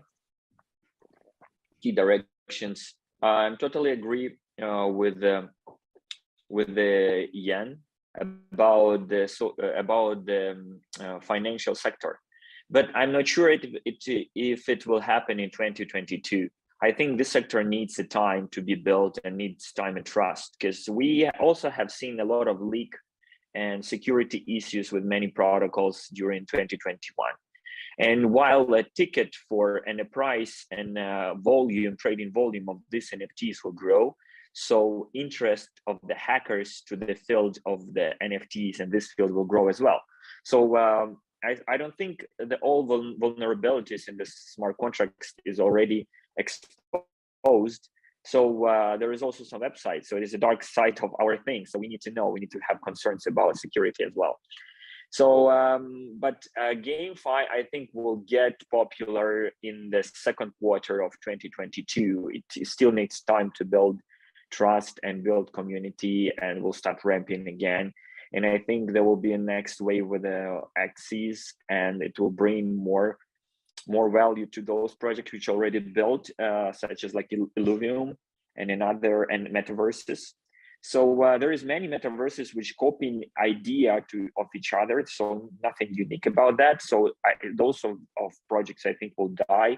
So you will always need to know that you need to have a unique idea, and this idea fit the market and fit the demands of the users. So users will be interested in to play this game. GameFi definitely will be a big play. Beside that, I think personal kind of like social fi and NFTs of superstars will play more role. So we can see right now Puma, Nike, Adidas, they making own NFTs. So NFTs in this fields, like a brand NFTs and branding with the using NFTs will play a big role in 2022. And they will bring own kind of users. And I think you will buy your sport clothes with NFTs, and then you can resell it if it's unique limited edition after using this. So it also will play a game. And no one said about IDs. So NFT as IDs, like on the blockchain, will play a role. And I think this thing is a privacy field will be more popular by maybe in the end of the year. For right now, I think we need to go through the deep on the market right now for a while, and then with the spring will come new blood and fresh new gains. So this is my expectation. Thank you, Maxim, for asking me. Appreciate for your such a long and full answer. So let's move forward. Next speaker is Sergey. So Sergey, what's your version of areas NFT is a key to? Thanks, Maxim. Yeah, all previous speakers already mentioned most of the areas that NFTs are going to be adopted, and but I personally see that the biggest market with a lot of audience in it already is going to be obviously content creation. Doesn't matter if it's a big streaming companies or individual YouTubers or vloggers and different bloggers, because how we see NFTs now with all the hype around it, it's all about story and content creation. It's all about entertainment for people. It's something for them to talk about, to be involved in the community, build around certain things.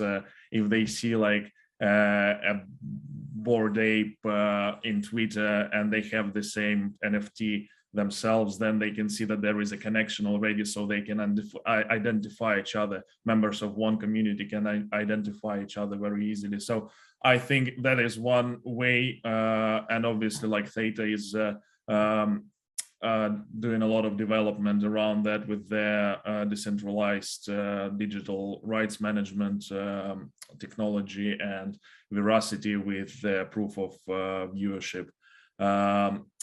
This is one way, and another is I see that video gaming, I'm not talking about metaverses now, because a lot of them, like as Dmitry said, are copying each other, and there is nothing really unique about them yet. But in video games, the thing that has the thing that is in the core of NFTs now has been in video games for years, with different type of skins for like weapons or characters and stuff. The only downside of how it's been in video games is that you can't move them from game to game. And I think that is another opportunity for video developers to look into that, and that will enable modders to because with modders, for example, now there are lots of breach of digital rights, cases of breach of digital rights, and I think with NFTs it will open up for closer, an opportunity for closer engagement between developers and modders, and to settle on these terms, and to see the opportunity for building new models on how they can interact with each other. So I think it's pretty much content creation and video gaming are the key areas where it's going to be developing rapidly next year. Okay, thanks for sharing. So actually, I just wanted to share my opinion as well. Personally, I think gamify is good, it's great, but it's kind of like bubble right now.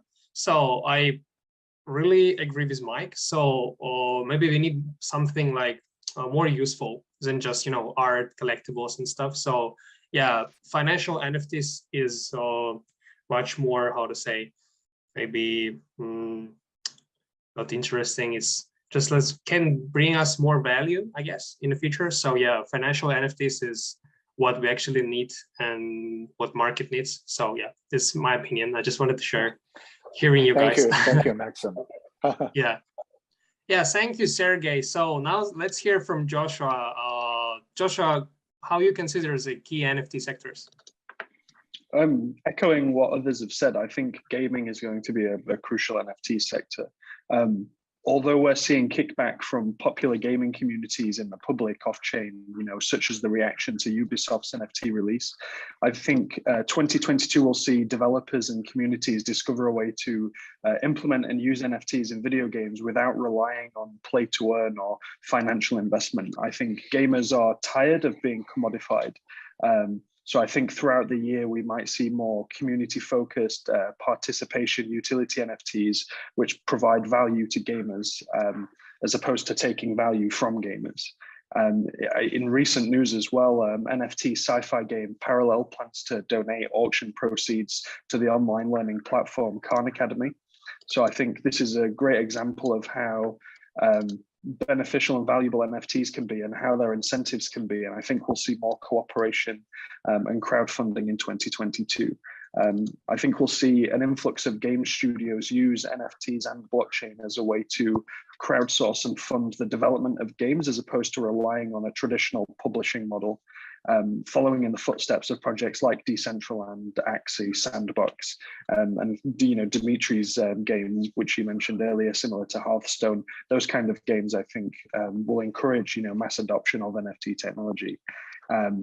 Imagining almost a blockchain-based equivalent of Steam Direct, where indie game developers can pitch concept to gaming communities, in turn raising funds with backers receiving, revenue share, delegation on future features and updates, or access to, in-game NFTs. So I think the possibilities are endless, but I think gaming is going to be a huge part of bringing new users into the NFT space.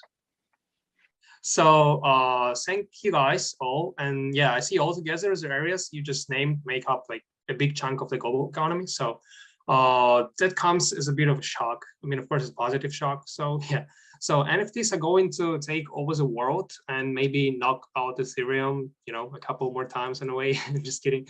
So we all need a scalable, throughput and low fees in all networks, like Jerath is doing, right? Gasless stuff. So Ethereum included. So no one wants to pay sky high gas fees on top of the NFT collectibles, right? So besides, now users are free to choose from a variety of networks and marketplaces to cater to their demands. So Wes, could you tell us about NFT marketplaces and how was it different from one another? How was it different from Teta, Teta Drop? And what is your personal experience of using them if you did it? Yeah, so I definitely think that's going to be a theme going forward this year. Is there's so many NFT marketplaces proliferating. There's more curated ones like Theta Drop. There's other ones like Open Theta, OpenSea, like Sergey mentioned, he was using for Open Theta. So there's, and there's dozens more and a new one popping up every week. So I think a key theme in this coming year is going to be interoperability between the two.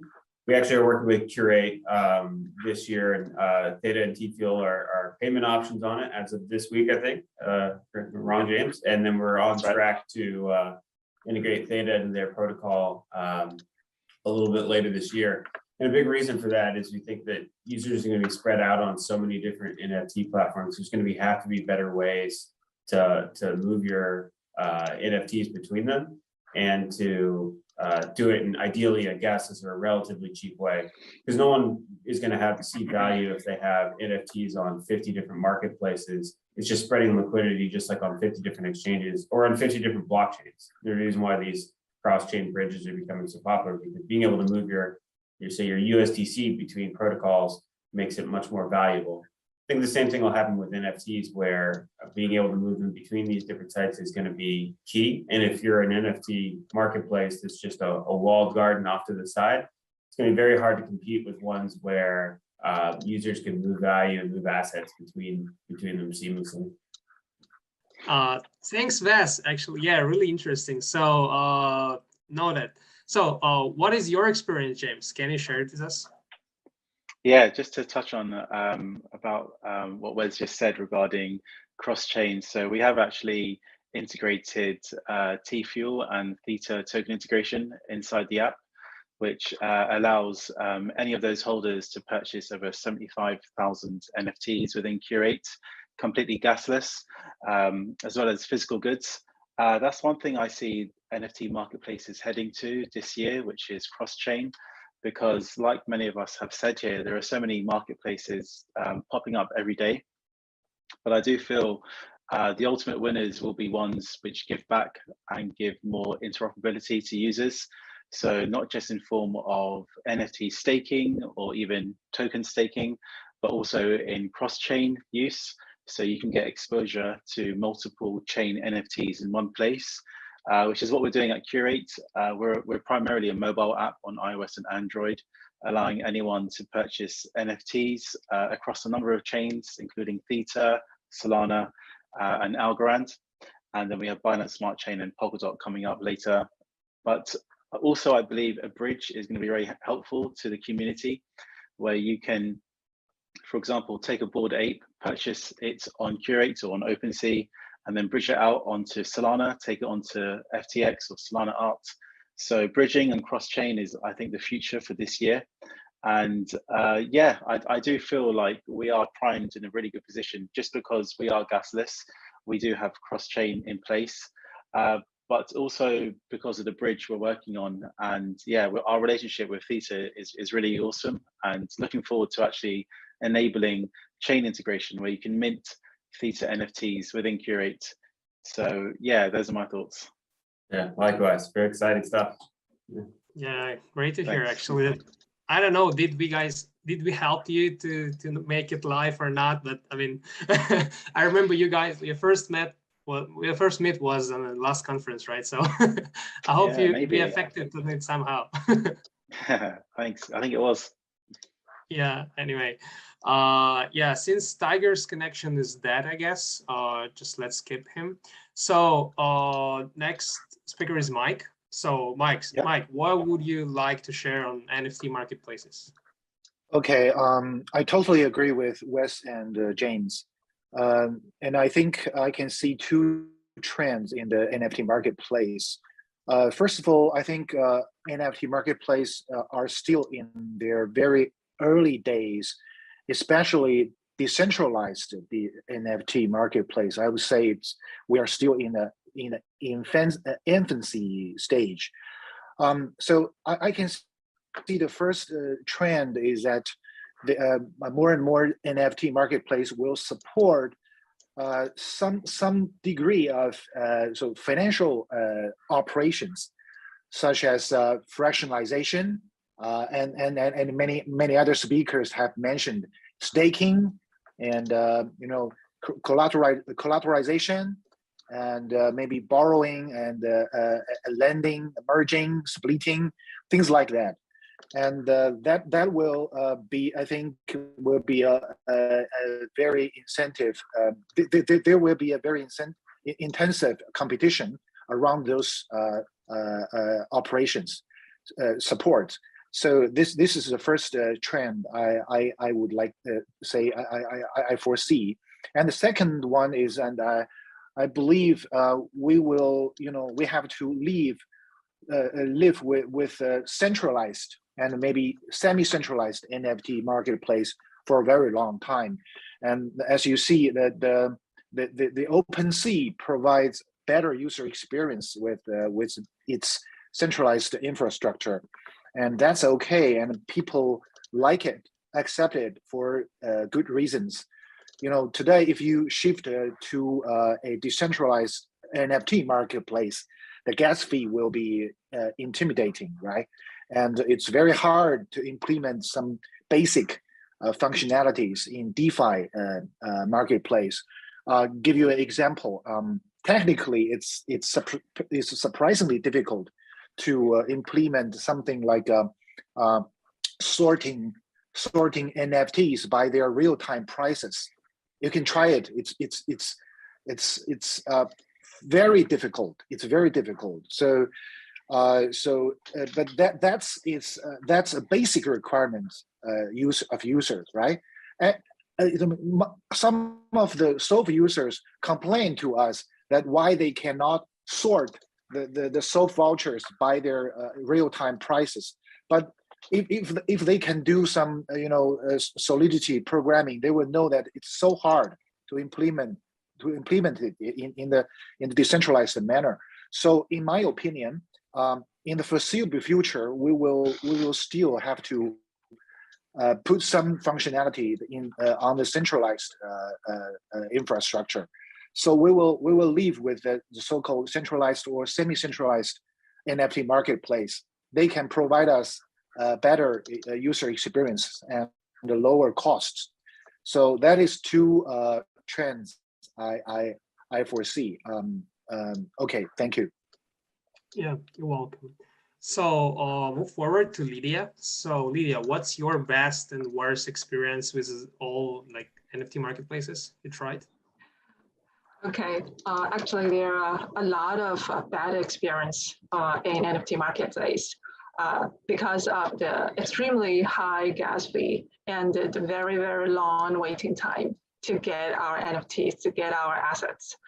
So my worst experience actually happened in OpenSea. I did want to buy several minis from it, but actually the price was 0.005 Ethereum, and I had to pay almost the same price of gas fee and wait for about 2 hours, I think. And during the 2 hours, I have no idea whether or not I got it. So it's really bad user experience.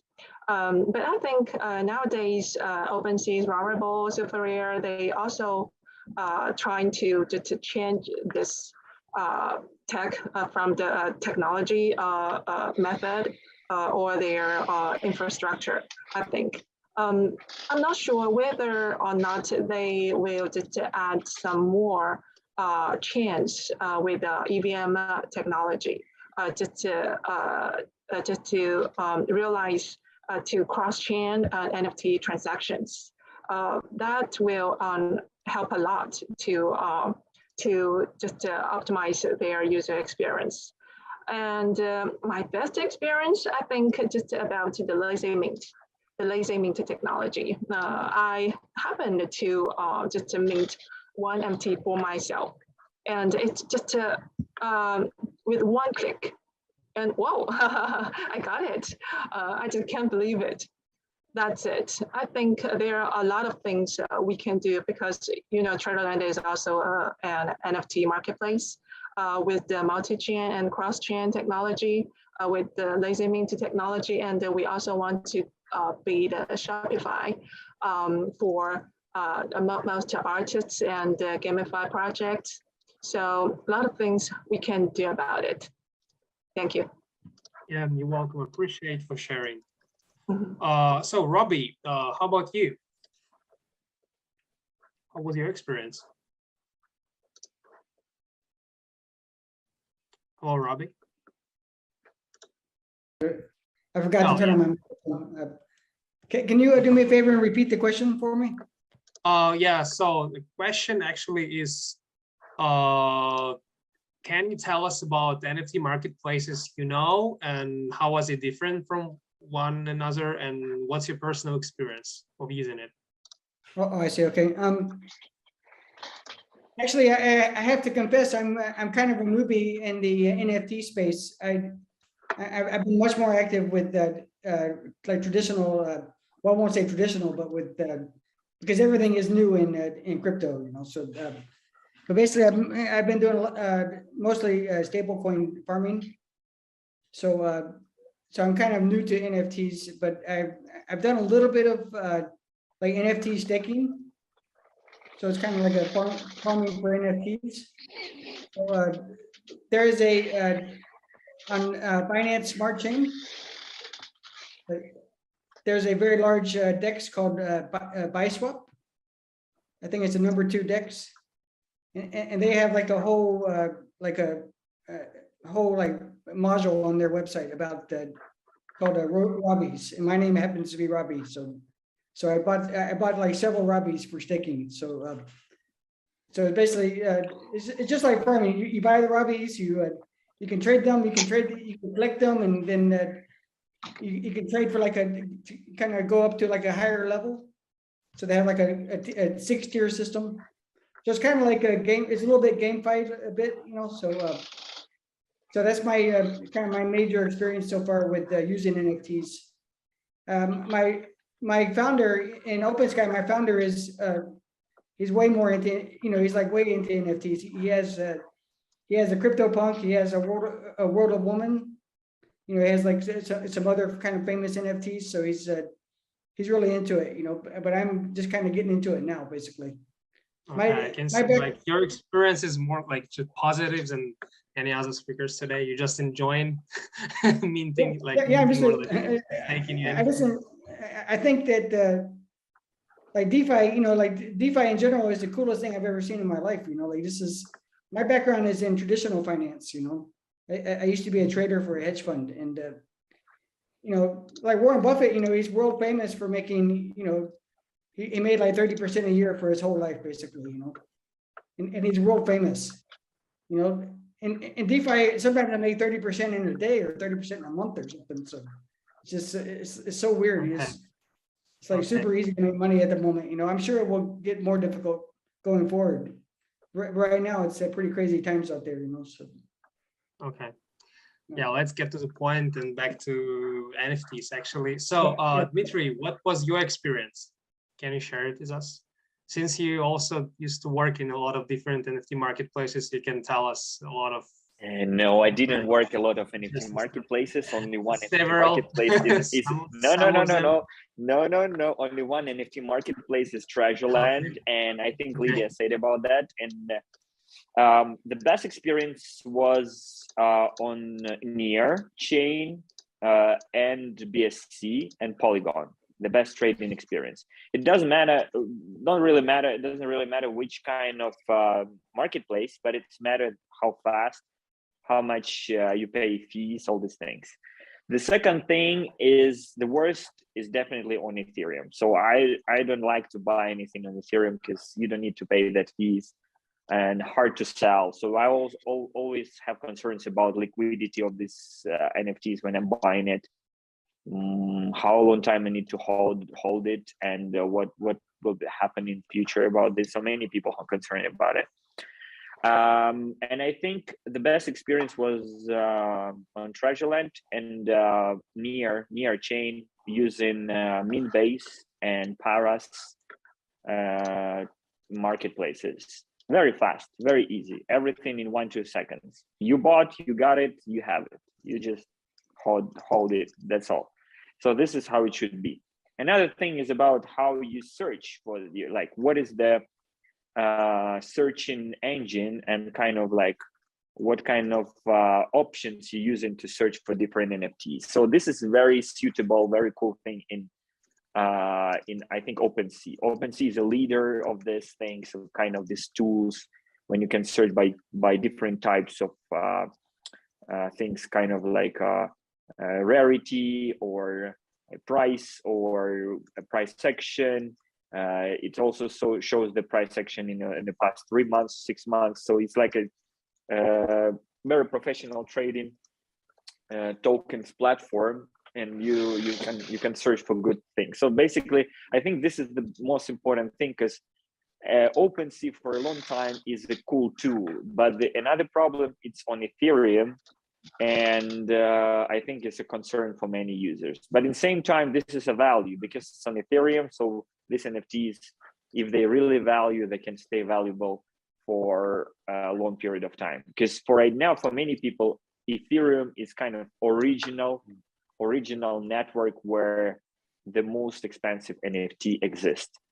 So that's the point. But I think that this is like playing a war, king of the mountain. When one king of the mountain sitting on the mountain, you need to push him out and just to conquer this mountain. So we will see what's going on in the future, and will be there some real competitors for whole Ethereum network. So this is my opinion. I don't want to talk too long. Thank you, Maxim. Yes, thank you too. Thanks for sharing. How about Sergey? What would you like to share with us? Well, as a consumer, I would say that it all depends, as Dmitry said, it all depends on the blockchain, and if there are like excessive fees to mint an NFT or to purchase an NFT, of course it's a downside. But at the end of the day, if the project is resonating and if it's big enough and everybody's talking about it, I think those barriers can they can be negligent, I would say. And it's all about like the good marketplaces would be the one that make the process the most seamless and the user interface the most intuitive. And to be honest, there are good examples of that, and like on Theta network, like Theta Drop, or I like Rarible user interface a lot. Curate delivers a good experience. But I can also talk about it as a creator, and from this point of view, it all comes to what the certain marketplace can offer to you as a creator.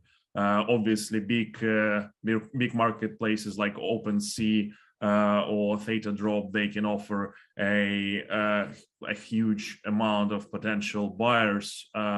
But then the standard would be much higher, and the expectations from the project would be much higher. For us, for example, Theta Teeth, when we started this project, we were complete newbies in this space, and we were keen to learn, and we're still learning a lot. And that's why we went to the community-run project, community-run marketplace, Open Theta, because they were very helpful to us in terms of development. And like if we were struggling at certain stages, they would also always answer our questions. And because of that, as I said before, our main target goal now is to build a strong team that helped us to meet a lot of new people and share ideas. And I'm sure it will, in the future, it will take some sort of way of where maybe small community-run marketplaces will give ideas maybe to big marketplaces, because it's much easier when it's small organization. It's much easier to implement new ideas, to test them out, and then based on this experience, maybe so that there will be some integration between big marketplaces and the community-run marketplaces for sure. And with the help of cross-chain bridges from different blockchains, it will be it will help this goal. So yeah, that's my experience. Thank you. Okay, I appreciate for sharing. And let's move to our last but not least speaker, Joshua from Prism. Hey, Joshua. I think I agree with what Sergey said. I think one of the major differences between all the marketplaces is user experience, and that's been touched on by others as well. Some are very complicated and frustrating, especially for blockchain novices. Others present more intuitive and simple solutions. When building Prism NFTs, the core vision was to make NFT creation and trading as seamless and as simple as possible, because I think the easier we make NFTs to use, the easier it will be for the space to grow. This involves, cross-chain and interoperability, but also just like the presentation of the website, making sure that there's not redundant or unnecessary information. Prism NFTs, we plan to involve offering, artists and users a choice, be that with like Theta connectivity or connectivity with projects like Curate, or using, Tezos or Avalanche as different chains.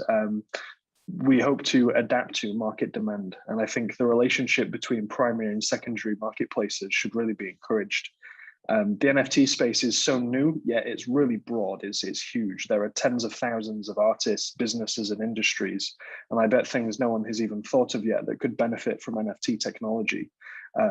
So I think because NFTs are an infrastructure and the facilitation of digital assets, the more marketplaces mean more accessibility and ultimately more users. And one powerful aspect of Web3 is that monopolies are almost counterintuitive, whereas bridges are very popular.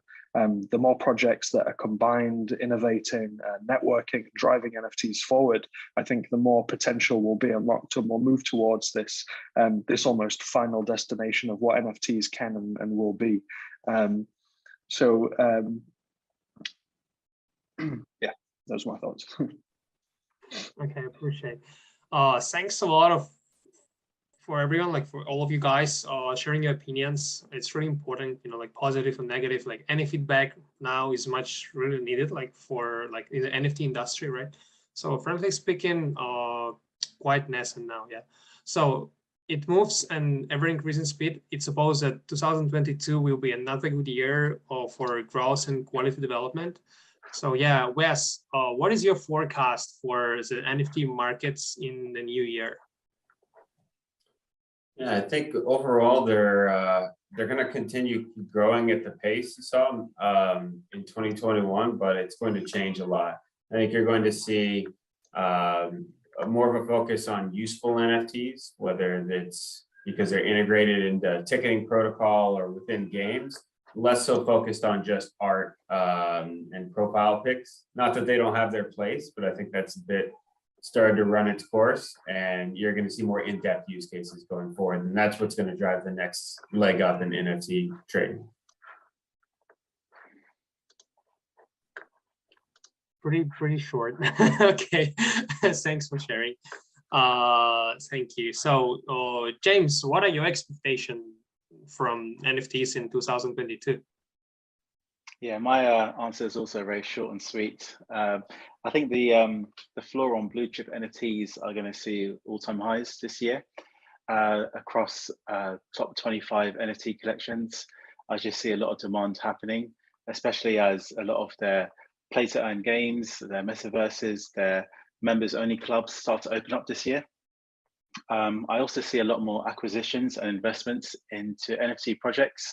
So not just marketplaces, but also analytic tools, metrics, as well as NFT insurance and finance products, especially from not only the top crypto projects like Binance, Kraken, but also from institutions outside of crypto, just as NFTs start to become more mainstream. And yeah, I do think we're going to see a new record for an NFT purchase. So the previous record is, of course, Beeple for $69 million. But I think this year we're going to see, a new NFT break that record. So fingers crossed it happens on Curate. Appreciate. So how about Mike? Mike, what's your forecast for 2022? Yeah, I agree with the previous speakers. And I would make my own two projections. First, I believe financial NFT will become a catchphrase. I think more and more people will know what financial NFTs are, and try to use them. And as a result, I believe the market size for financial NFT will be 10 times bigger by the end of this year, because it's now quite small, so it's quite easy to grow bigger. And the second is I believe, as in another speaker, Robbie, if I remember correctly, he has mentioned that, and I agree with that. More and more NFTs will be financialized. I mean, you know, things like virtual lands, avatars, cosmetics, skins, game pieces, collectibles, arts, and game equipment. More and more, this kind of stuff, this kind of NFTs will be financialized. First, they will be fractionalized, and then they will enter the put into the financial protocols. You can use them as collaterals to borrow money, to maybe to stake them and rent them, maybe buy them slice by slice, or even buy them in an instrument purchasing model. I think all this will emerge in this year, and I hope, and I'm quite sure that Solve can play a big role in this market. But it's not only for Solve. I think it's for every speakers in this session, and it's for every NFT players today. So it's such a huge market, huge opportunities. I think it's for us all. So that's my projections. Thank you. Yeah, I appreciate it, and thanks for sharing your opinion. It's it's pretty important for us. So how about Lydia? What are your projections for NFTs in this year? Okay, firstly, I want to say that I totally agree with Mike's opinion that this NFT marketplace, the market of NFT would be growing maybe 10 times within this year. Just as you can see that the market is still very hot these days, even when the Bitcoin index is struggling at the bottom for a long time. There are still so many new projects and more artists and famous big IPs, big brands that wanted to get to touch the NFT industry and join the metaverse with their meta assets and build their own communities, the decentralized communities. So from my view, the price of the NFTs will just get back to the reasonable range, which is will be in line with its real value. Nowadays, the price is just too high, 100 times, even 1,000 times of its real value. I don't think the things can keep being so expensive only because it's rare. So for the investors, there will be high risk to throw money onto NFTs blindly. Perhaps more and more new kinds of NFTs and art just backed by real values will appear. More kinds of NFTs, I think. Thank you. Yeah, I appreciate. So, Robbie, what do you think NFTs will reach by the end of 2022? Robbie? I guess Robbie just forgot. He's not. He messaged on Telegram that he called it a night. Okay, I guess he left. Okay, it's okay. Then let's move to another speaker. So another one is Dmitry. So Dmitry, will 2022 be a win for NFTs in your opinion? I guess I'm yes, not sure. right? I know. I'm not sure. I'm really not sure actually. because we did pretty big in previous year, and I think the market need to come down and have rest for a while. So I do not expect pretty big gains, at least in the first half year, on NFTs, especially as artists launching or NFTs collectibles. But I think big players will come. So brands and big players, influencers will bring more and more attention to this, but it will take time. So I don't think it will happen tomorrow, but maybe till the end of the year we'll have kind of new hot wave of NFTs. And GameFi can go separate from the market, especially if GameFi focus on traditional users. This field can go separately from the market. So these coins, like similar to Axis or different games or metaverses, if they find a way how to let people be more interested in playing their game, they can hit the market by themselves, and they can be very successful during both like bullish or bearish trend. So this is what I'm thinking. I think it will be like this. Be honestly, maybe I think different from other people, but my opinion that market have been very hot for 2021. I don't think it will be bearish market. How the trend is done, right?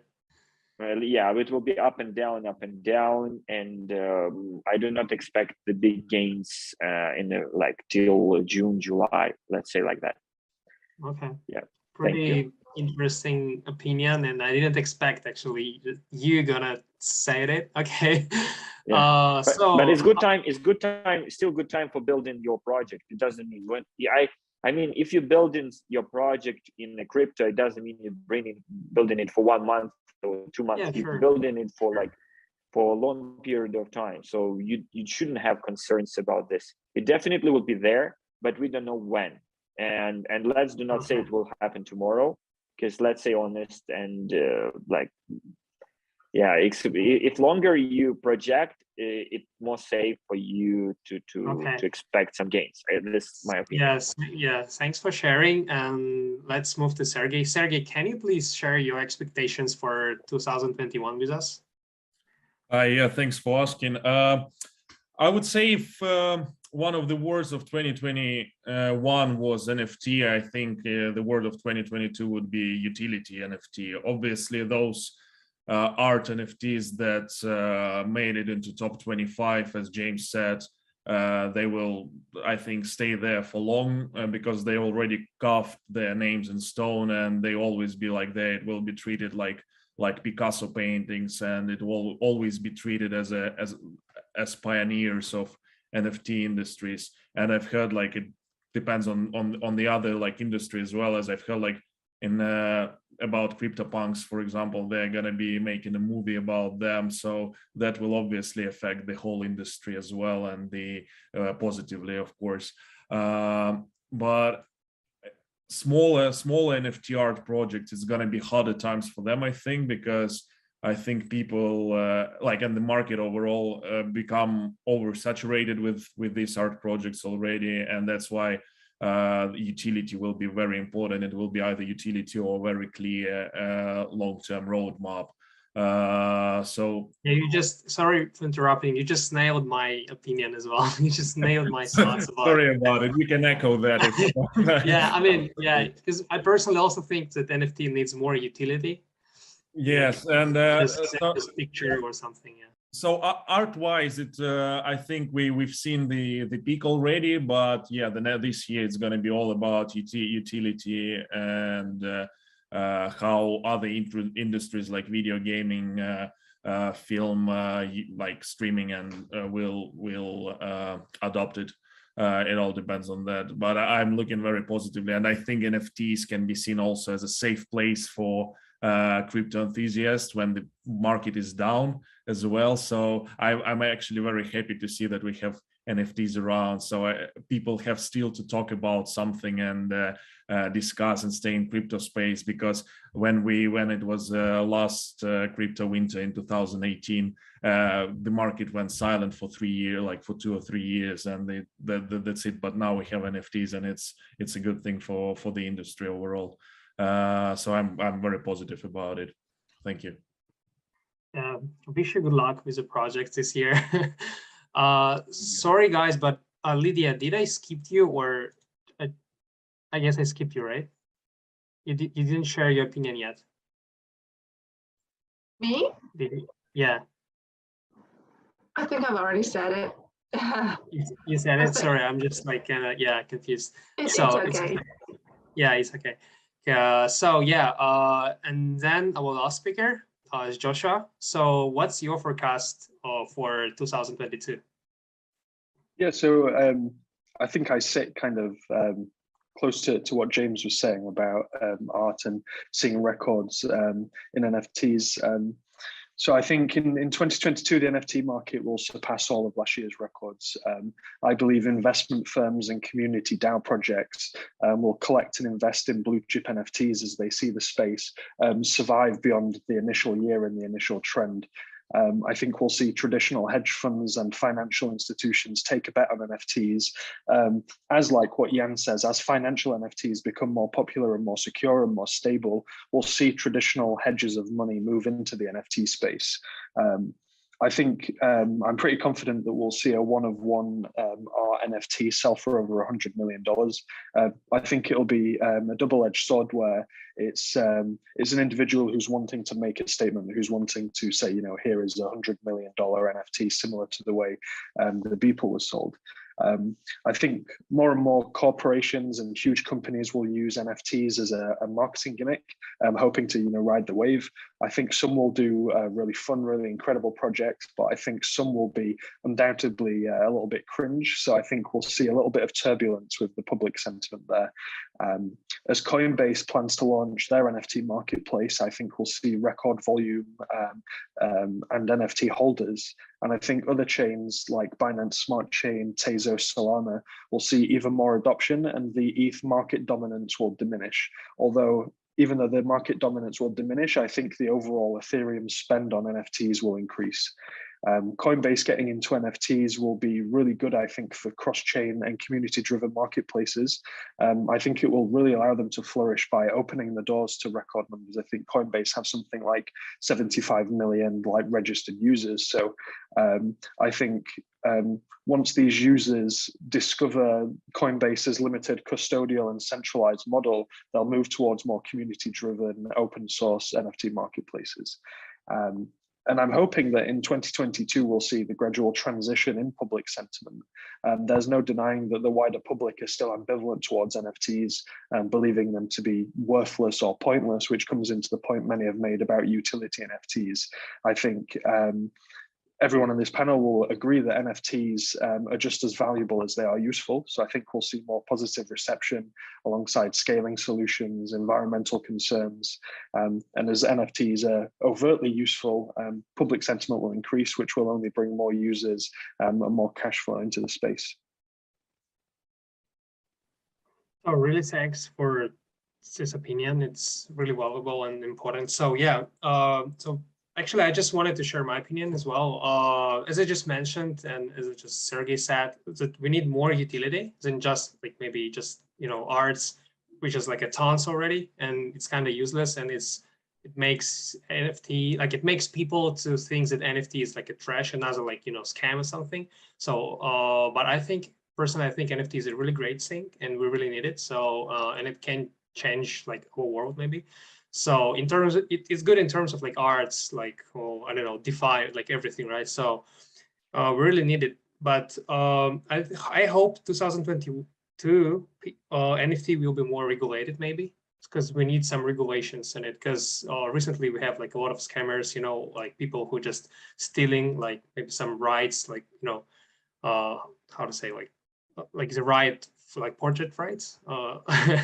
Yeah, from other projects, just copying it and selling. So yeah, I hope it will be more regulations and we can make this whole industry like more healthy and better for everyone. Yeah, so, and we just, as I just said, we need more utility, because I want my NFT being something really useful in terms of like, I mean, I can really actually use it, you know, like do something on some website or platforms.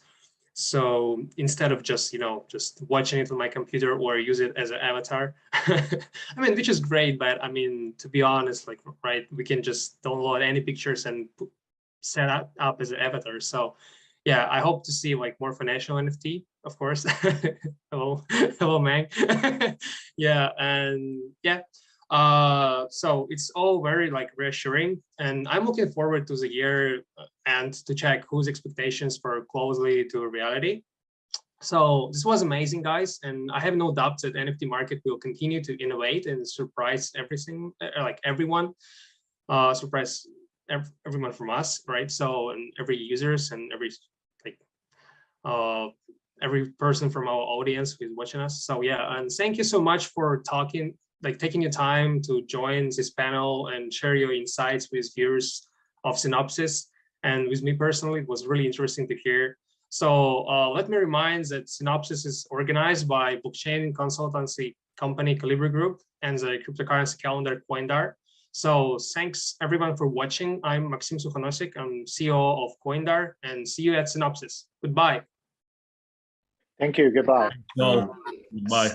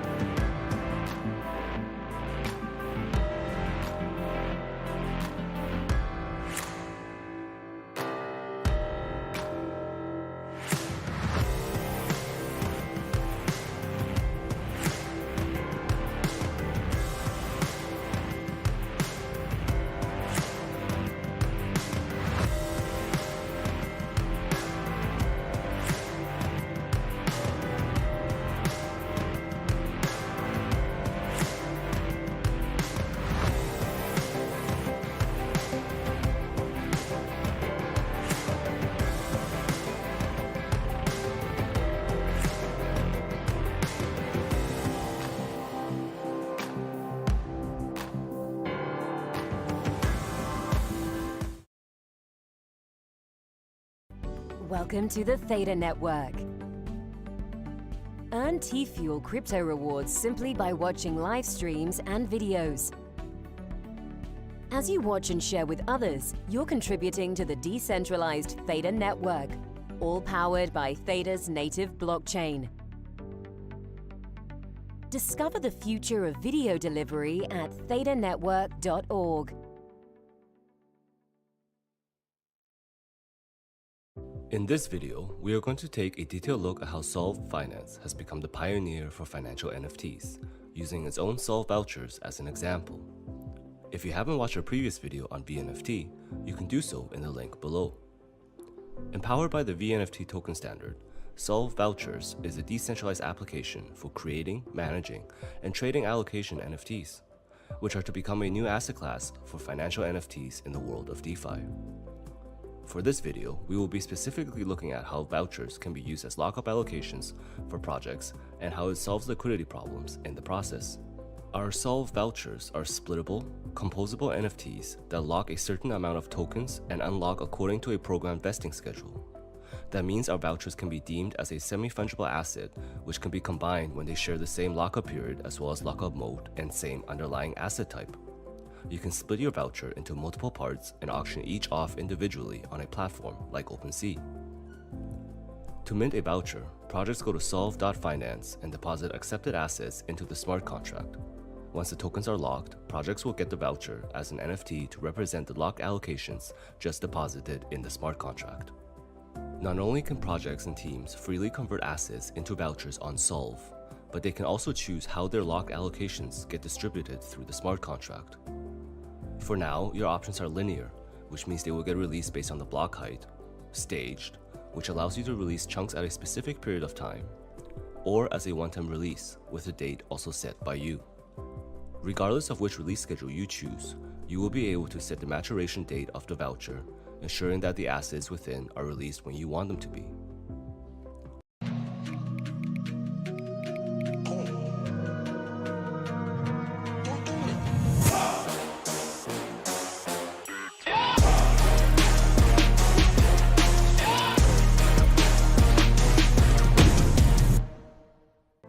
Current revenue-generating methods don't allow publishers and businesses to offer an enjoyable, ad-free browsing experience. We need a new solution that brings everything together to benefit businesses and users alike. That's why we made Gather. Gather is a blockchain-based network that improves the online experience for users, generates additional revenue for publishers, reduces cloud computing costs for enterprises, and makes running a proof-of-work blockchain easier. Instead of spamming users with ads to generate revenue, Gather runs in the background of your site, and with each user's consent, aggregates their idle processing power.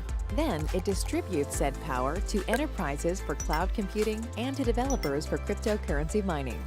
Publishers receive payment in cryptocurrency or fiat, users get to enjoy an ad-free browsing experience, and developers deploy their secure blockchains without the need to find new miners. Ultimately, it's a virtuous cycle that radically changes digital monetization and revenue generation to provide a superior experience for the end user. Join Gather today to be a part of the future. Oh my God, it was so amazing. And I want to thank to Wes, James, Tiger, Mike, Joshua, Sergey, and other colleagues for being able to join such a cool discussion. I wanted to discuss even more important things, of course, but you know, the airtime is limited as always, so I'll have the rest of the question for next time. The next Synopsis speaker and resident is joining, and I'm excited to introduce you to Gather Network, which has ad-free monetization solution. Actually, a few days ago, the program for publishers, Gather Online, was restarted. So meet Reggie. Reggie, you have the floor.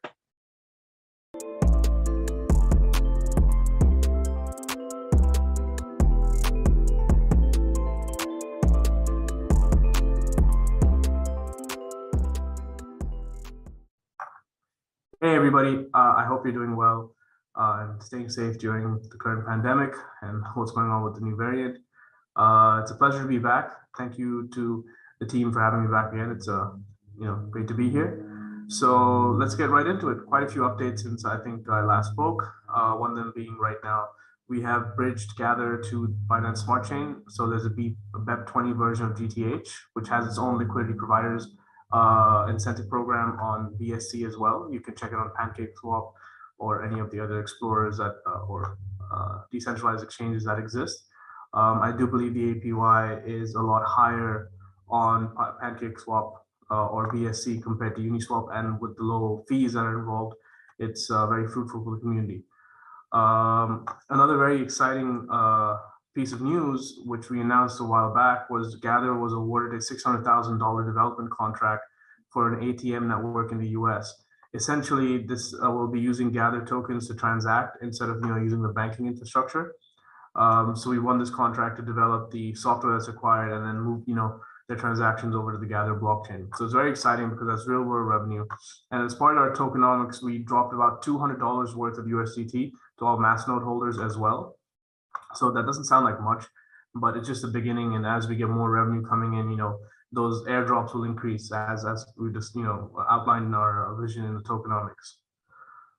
We have a new incubee as well, which is Gather Swap. The name was actually chosen by the community. Was quite privy to Liberty Dex, but yeah, it was chosen by the community. It's essentially to facilitate trades between all the other incubations, and there's going to be quite a bunch of cool features that we're discussing with the Gather Swap team that's going to be developed. It's looking to be, the first version of it to be around this quarter in 2022. Gather Cloud. So it's been steadily moving along. We've been demoing the file transfer service and other services going forward with clients or prospective clients and POCs. One very exciting piece of news on Gather Cloud is that we actually have been ISO certified, which was no walk in the park. It took about 3 months, and we received the certification about, I think, a week or so ago. The next step will be to receive SOC compliance as well. These certifications are very important when you want to work with large enterprises, governments, etc. They look for these checkboxes when they're deciding who to award tenders to for cloud services. So it's definitely a very, very big step, and it's a testament to our dev team and how they build things. Right. Really big news as of today, specifically the date of recording this video. Gather Online is live again. We relaunched it. However, because we were in revenue, the concerns were always about inflation. However, we're actually burning 90% of the rewards at this time, and only 10% is going out to the publishers. And as we increase the revenue for the business and increase buybacks and burns is when we'll at a pro rata basis increase the reward rate. So we land on the contract, it'll be, if it'll go up from 10% to 20%, etc., until we reach 100% later in the year or so. So yeah, do keep an eye out for the Gather pop-up on some sites that you may be visiting. It's very, very exciting. To give you some numbers, only about 240,000 Gather will be emitted for publisher awards at this time, again, equating to about 10%.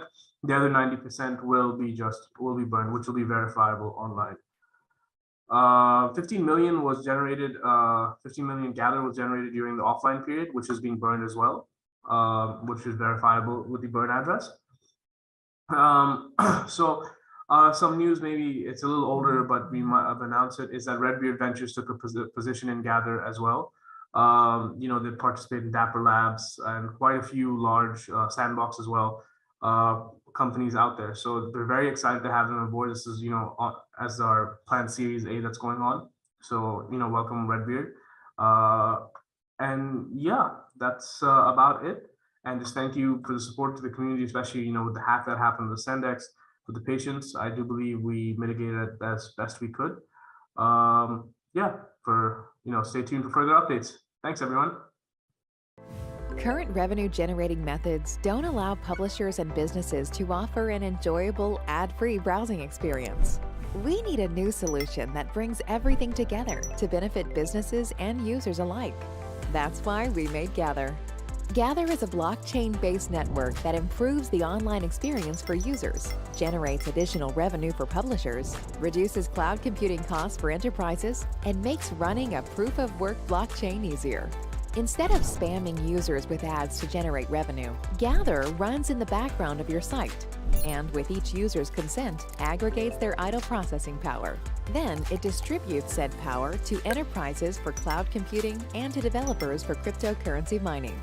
Publishers receive payment in cryptocurrency or fiat, users get to enjoy an ad-free browsing experience, and developers deploy their secure blockchains without the need to find new miners. Ultimately, it's a virtuous cycle that radically changes digital monetization and revenue generation to provide a superior experience for the end user. Join Gather today to be a part of the future.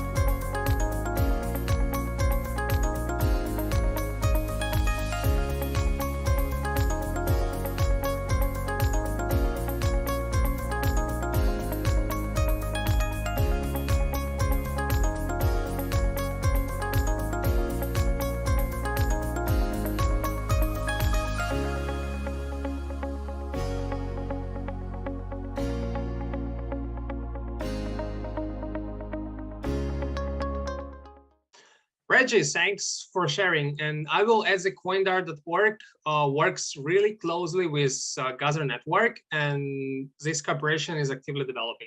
So it's time to introduce you to one of our key speakers. This is an Elliot Hill, representing the Verasity and Vera eSports projects. So Veracity's mission is significantly increase engagement and monetization for video publishers on any video platform. Over to you, Elliot.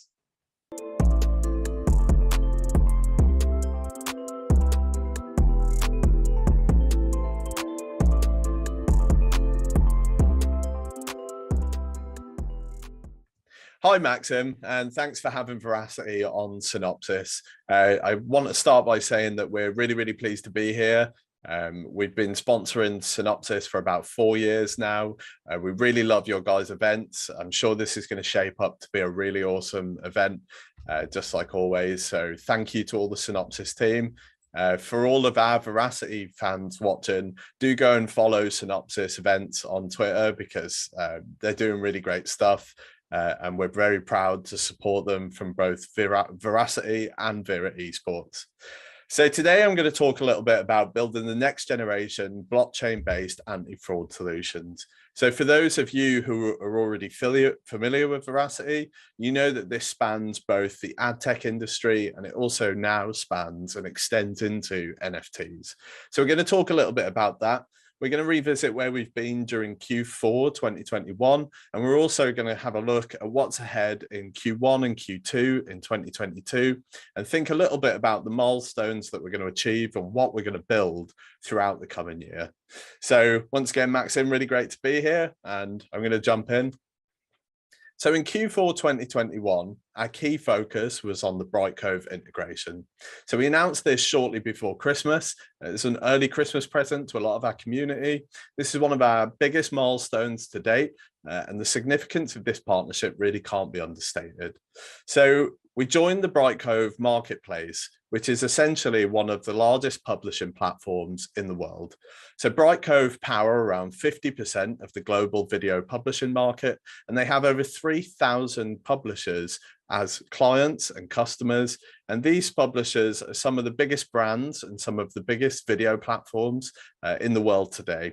So some of their clients, you know, they power the video publishing for international news publications. They are some of the best household brands that you'll know with immediate recognition. So they really do have a global reach, and this is really powerful for Verasity. So essentially what our marketplace integration does is that we're now available, the Vera player is now available for Brightcove publishers to integrate into their offering. So anyone who's a client or a customer of Brightcove can now use the Vera player in order to serve video content to their viewers. So this is important for a number of reasons. The Vera player has Vera Views, which is our enterprise ad tech stack, built into it from scratch. So anyone using the Vera player can gain access to the Vera Views ad tech stack, which eliminates fraud and prevents fraudulent views and introduces anti-bot measures instantly. But that's not all that we're going to do with the Brightcove integration. We're going to talk about that in a little while in our Q1 and Q2 2022 milestones. But for now, what we really want to drive home to, especially our own community, but also maybe some enterprise clients looking in, is that this is the only solution available on the market through a major marketplace like Brightcove that enables instant anti-bot measures for video content. So that's absolutely huge. We're really proud to have made this milestone in Q4 2022. And it also introduces a sustainable revenue stream for Verasity because we get a portion of the revenue of ads successfully served through Vera Views. And that's going to be utilized to buy back the VRA token on exchanges. So this is a sustainable revenue model that goes back and powers a virtuous cycle for our own Vera token. And what we're really proud of in this integration is that over 30 publishers have joined the Brightcove platform to explore leveraging Veracity's technology since we announced our collaboration. So what that means in practice is that 30 separate publishers, so these are content creators and companies, have actually contacted Brightcove as an inbound because they want to use Veracity's Veriviews technology. And this is super powerful. You know, we're helping spread Veriviews technology, but we're also bringing benefits to the Brightcove platform. So that was major update in Q4 2021. So as we move into the new year, and you know, we're only a few weeks in now, but we've actually already reached some major milestones. Those of you familiar with our community will know that we recently announced that our proof of view technology module passed patent examination by the Chinese Patent Office. And this is an absolutely major development for Veracity. So it's the first time that an ad tech module based on blockchain technology has ever received patent approval in China. And it basically gives us a foot in the door for a full rollout to China's 120 billion advertising market. So China is a, you know, obviously, those of you familiar with blockchain will know that China is quite a tough market. So we've already got a patent approved in the USA for our proof of view technology, but China have typically been more reserved about the adoption of blockchain technology, especially those which are crypto heavy or financially heavy. So we need that seal of approval in order to move into the Chinese market. Now, the Chinese ad tech market is growing exponentially. GDP growth is up across the board in China, and you know, it's got a more upwardly mobile population. The population is getting younger, it's also getting richer, and according to some leading agencies, the Chinese ad tech market is going to grow by 7% year on year going forward. So having this patent approved in China gives us a foot into the door of this absolutely huge market opportunity. And it gives basically a seal of approval for both advertisers and publishers in China to begin rolling out proof of view enabled technology. So by attaining this Chinese patent approval, we're now in the two largest advertiser markets in the world, both the USA and China. So we can ensure that Chinese publishers and Chinese advertisers can have verifiable on-chain ad views, which are recorded immutably through our purpose-built technology. So obviously this is an absolutely massive opportunity for Veracity. We're really, really pleased that we got this through in Q1 2022. It shows how we're going to start the year off. And if we continue like this throughout the year, this is going to be a great year for enterprise adoption for Veracity.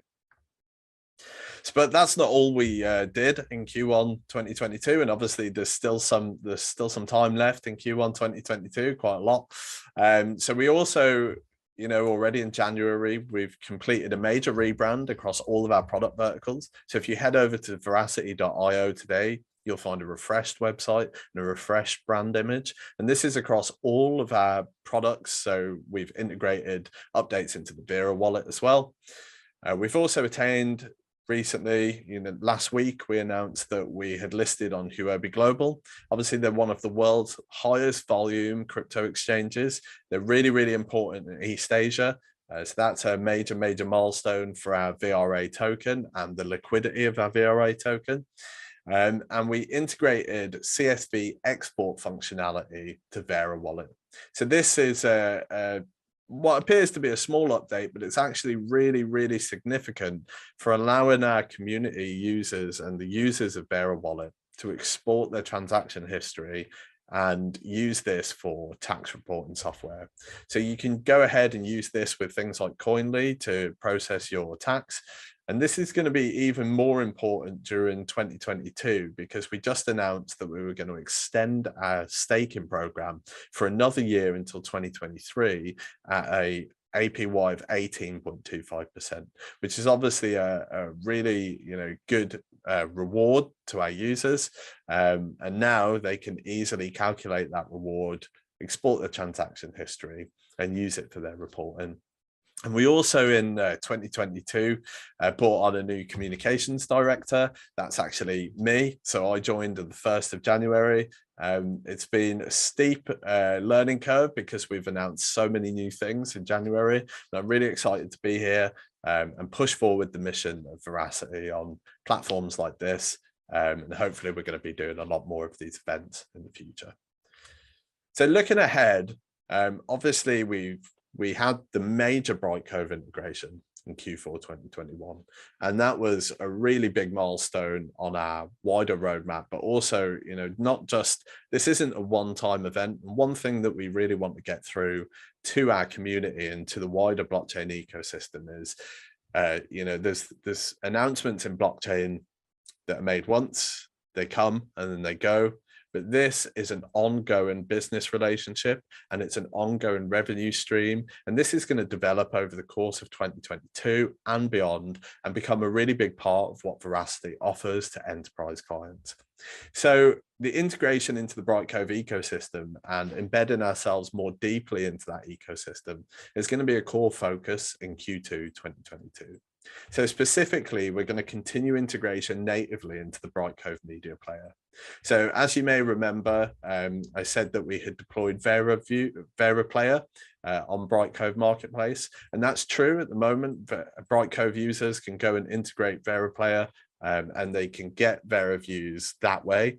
But the real opportunity here is to integrate the VeraViews ad tech stack, which is essentially, you know, the way I like to think about it is the VeraViews ad tech stack takes all of our 13 ad tech modules, packages them into one powerful enterprise solution, makes that available to enterprise clients. So it's basically like the sports car of ad tech, and it makes it available to Brightcove's publishers.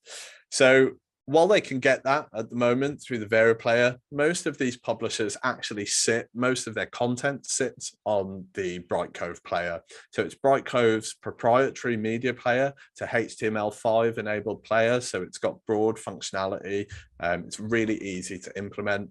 And as I said before, around 50% of the world's publishers and content creators actually use the Brightcove player, which is a little known fact, you know, to members of the public.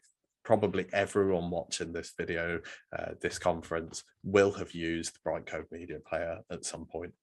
So we're going to make VeraViews ad tech stack plug and play, able to be plug and played into the Brightcove player. So all of Brightcove's publishers can basically flick a switch and begin using the VeraViews ad tech stack. Obviously, this is going to be absolutely huge for the way that we prevent ad fraud. It's going to be absolutely huge and significant for Veracity's revenue, because we're going to make it much easier for enterprise clients to begin leveraging our technology. And also it's going to be quite a unique selling point for Brightcove, because they're going to be one of the first platforms to offer out-of-the-box functionality to prevent ad fraud, which is something that actually doesn't really exist in the market today. So to support this rollout going through Q1 2022 and Q2 2022, and we're going to be building a few modules that will just help this along the way. So we're going to be deploying an admin panel.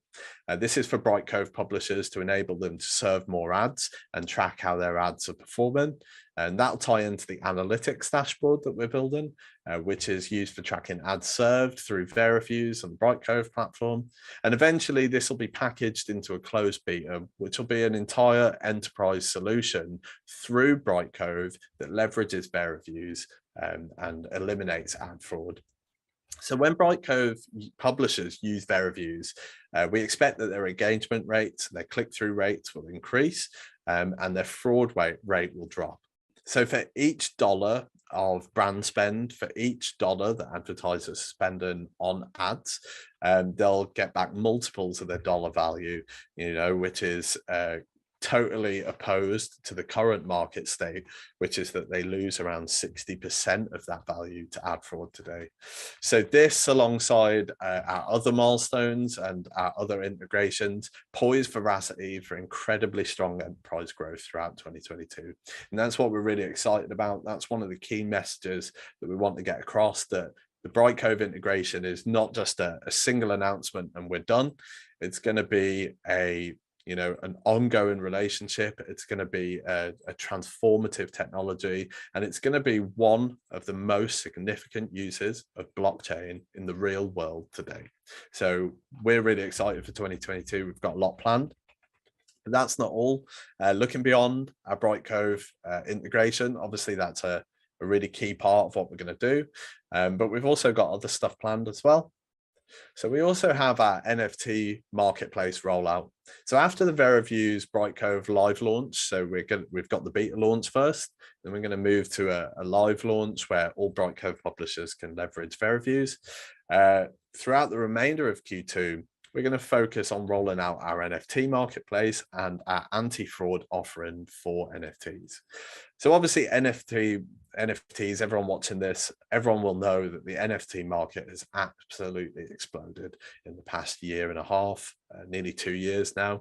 And it's become really big business. You know, we've got the likes of Beeple selling NFTs for upwards of 69 million.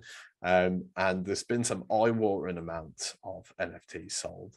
But unfortunately, and it's pervasive throughout the whole of the blockchain industry, we also have a great deal of fraud. So combating this fraud and making sure that NFTs can be verified and that they're not copied, or the NFT collections aren't, you know, spoofed or sold illegally, or even taken from their rightful owners. We need a one-size-fits-all anti-fraud measure that can really, you know, add some security to the budding NFT market. So that's where Verasity comes in, and we're going to deploy our patented proof of view technology and create proof of view enabled NFTs. So we're going to build out proof of view enabled smart contract functionality for NFTs, which will essentially enable our anti-fraud technology to be applied to any non-fungible token that's created. In the future, I mean, and this is perhaps going off on a tangent a little bit, but in the future, we expect that NFTs aren't just going to be the realm of collectibles. They're going to be able to represent a whole host of different on-chain assets. So we could have in-game items, we could have titles to in-game and metaverse plots of land. So this is obviously going to be huge. We've got really big companies like Facebook transform into Meta. Some of the most hotly anticipated projects nowadays are the ones that make virtual real estate available. And these virtual real estates are going to have they're going to have deeds, essentially, just like real estate in the real world. So these are going to need to be verified in some way, and that's where proof of view enabled smart contracts for NFTs will come in. We're also going to roll out an NFT marketplace. So the NFT marketplace is going to be an important part of our offering going forward, and it's going to merge the worlds of Vera eSports and the world of Verasity and proof of view to create a solid user experience in an NFT marketplace, which also prevents ad fraud.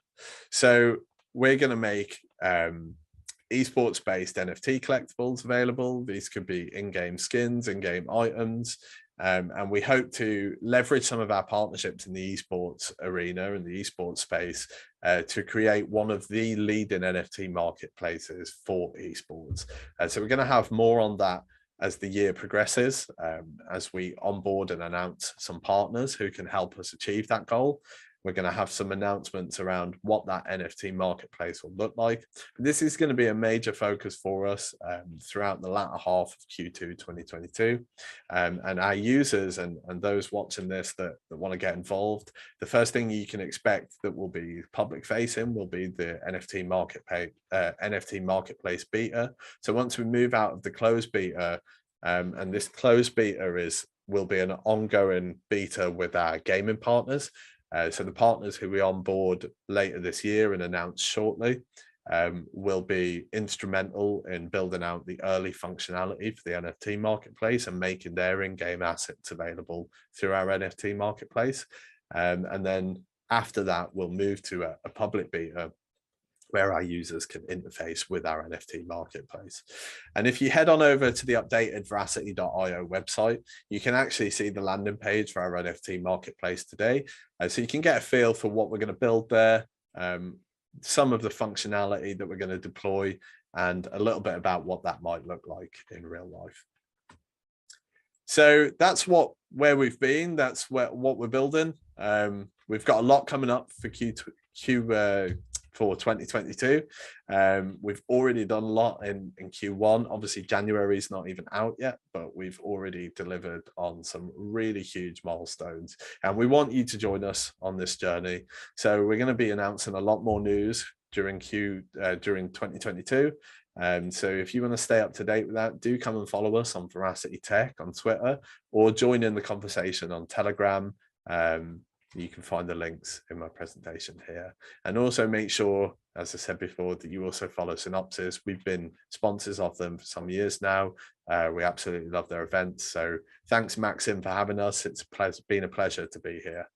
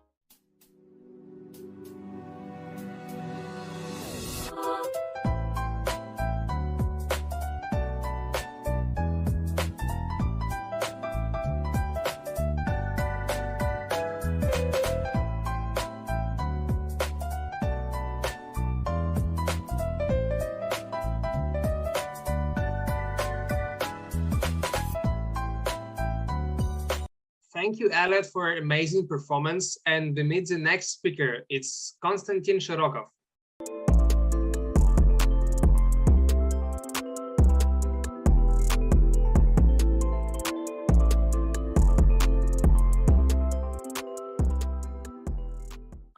Hello, everyone. My name is Konstantin Shirokov, and today I'd like to speak about the potential of the NFT technology in the future. I will briefly tell you about myself and why I have something to share on that topic. I have been working in the field of marketing and IT product management for more than 10 years at the moment, of which the last 4 years in the field of crypto. Among other things, I am the evangelist of Kombat, the play-to-earn game and NFT collection on Ethereum, Binance Smart Chain, and Polygon networks. The game uses the NFT mechanics to allow users to earn money while they play. We have launched the testnet on Polygon, so I welcome all the viewers to give a game a try. What comes to mind of the average person when they hear the three letters NFT? First of all, they imagine the very specific part of digital arts, the so-called the sale of JPEGs. But the technology is naturally far from being limited to this case. And today I will open the door for you to the world of the beautiful NFT future. One of the most popular and already wide used application of NFT is in the gaming industry. The gaming industry is one of the fastest growing in the world, and now a rather large gaming market estimated of 173 billion in just 5 years should be double, according to the industry experts. And almost 3 billion people on our planet play mobile, desktop, browser, or console games. NFT technology is a rising star in the gaming market. And it's not just my opinion or the opinion of the crypto community.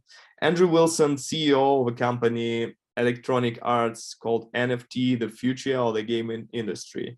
Not far from him, Yves Guillemot, the CEO of Ubisoft, the company is well known to all the gamers, considers NFT a revolution in the gaming industry. Let's take a look at what NFT can bring to the gaming industry. Since NFT is a digital certificate of authenticity on the blockchain, one of the first cases is the possession of in-game items. What does it mean? Game items will be not stored inside your game profile, but they will be stored in your wallet on the network that the game uses. This gives you the right to dispose the item at your own will, store it, sell it, or send to any other users. This creates the space for the creation of a secondary market for the in-game items that is not directly controlled by the studio or the game publisher. Thus, you can continue to own in-game items even if the game is no longer supported or your profile is banned in it. The big difference, really. NFT allows you to make truly unique items or limited editions of items, and their uniqueness can be verified by any user online on the blockchain. For example, if a game manufacturer announces that a certain sword is available in only one copy, then before he had to take his word for it, now this statement can be verified. The next really impressive opportunity to use NFT technology in games that will give a huge increase in the synergy of different game universes is the transfer of items between different games. Just imagine being able to keep using items from one game to another. To do this, you will only need to log in from the same wallet in a new game.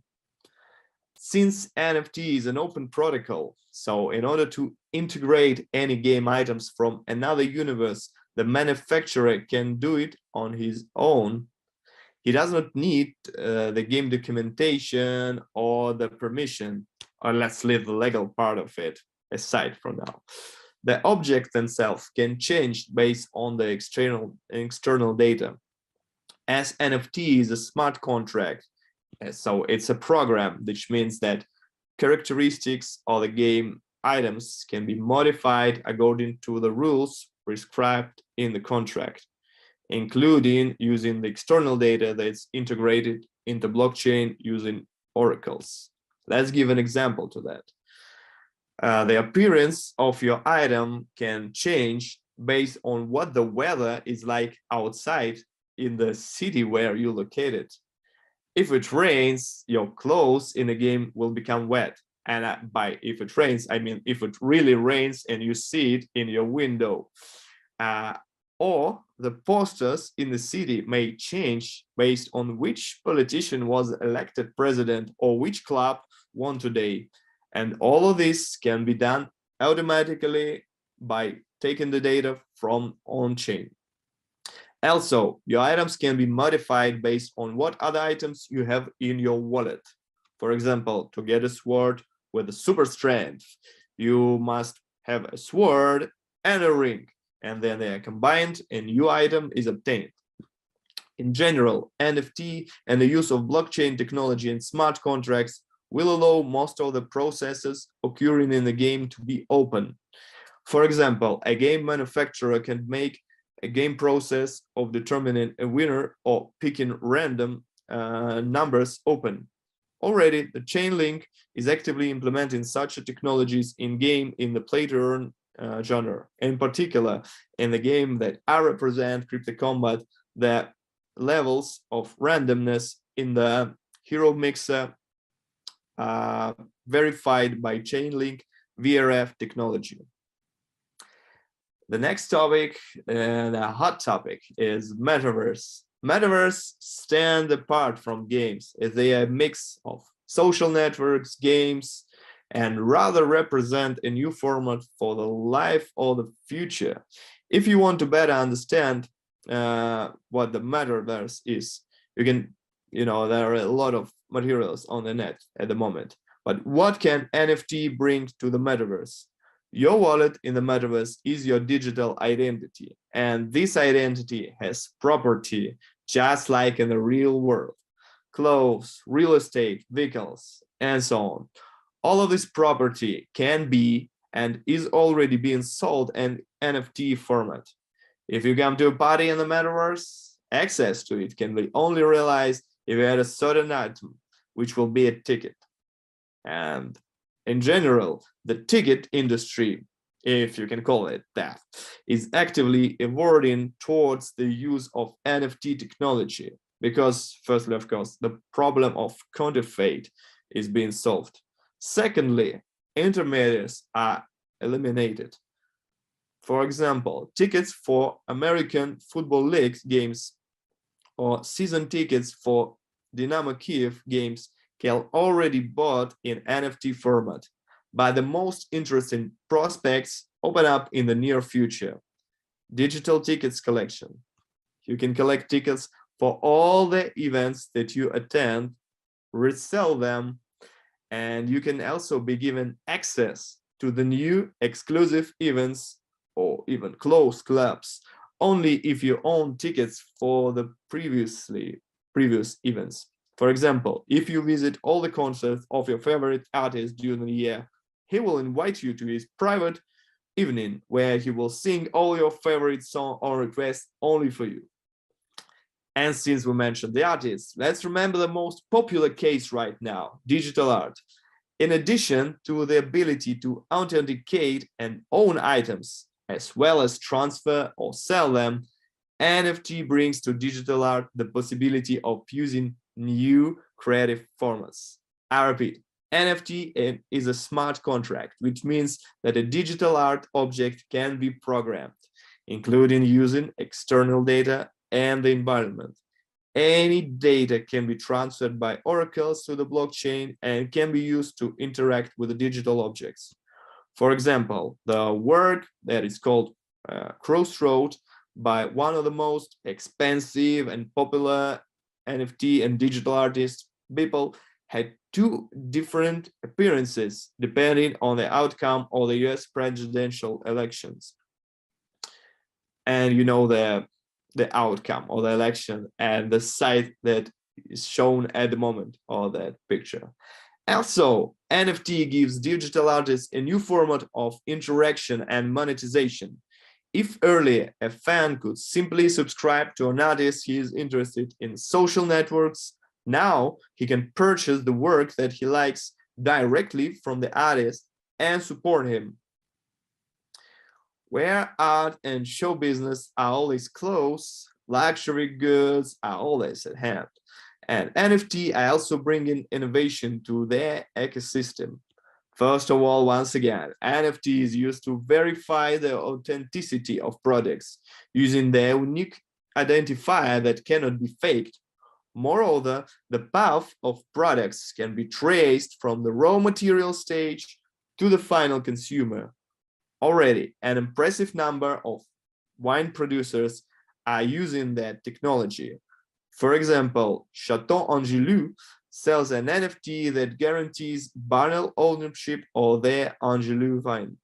NFTs also adds a spatial flavor to such a phenomenon as flexing. Already, the growth of interest in digital art in NFT format is due precisely to that, to flexing. The desire to show our, yes, I can afford to buy a monkey JPEG for several millions of dollars. Imagine what adding NFTs as an add-on to every luxury purchase could add to that process. If you're now purchasing some fashion items, for example, Louis Vuitton bag, your friends, your subscribers and social networks can find out about that. But if you also own NFT about ownership of the bag, then you can show off your purchase to the whole world.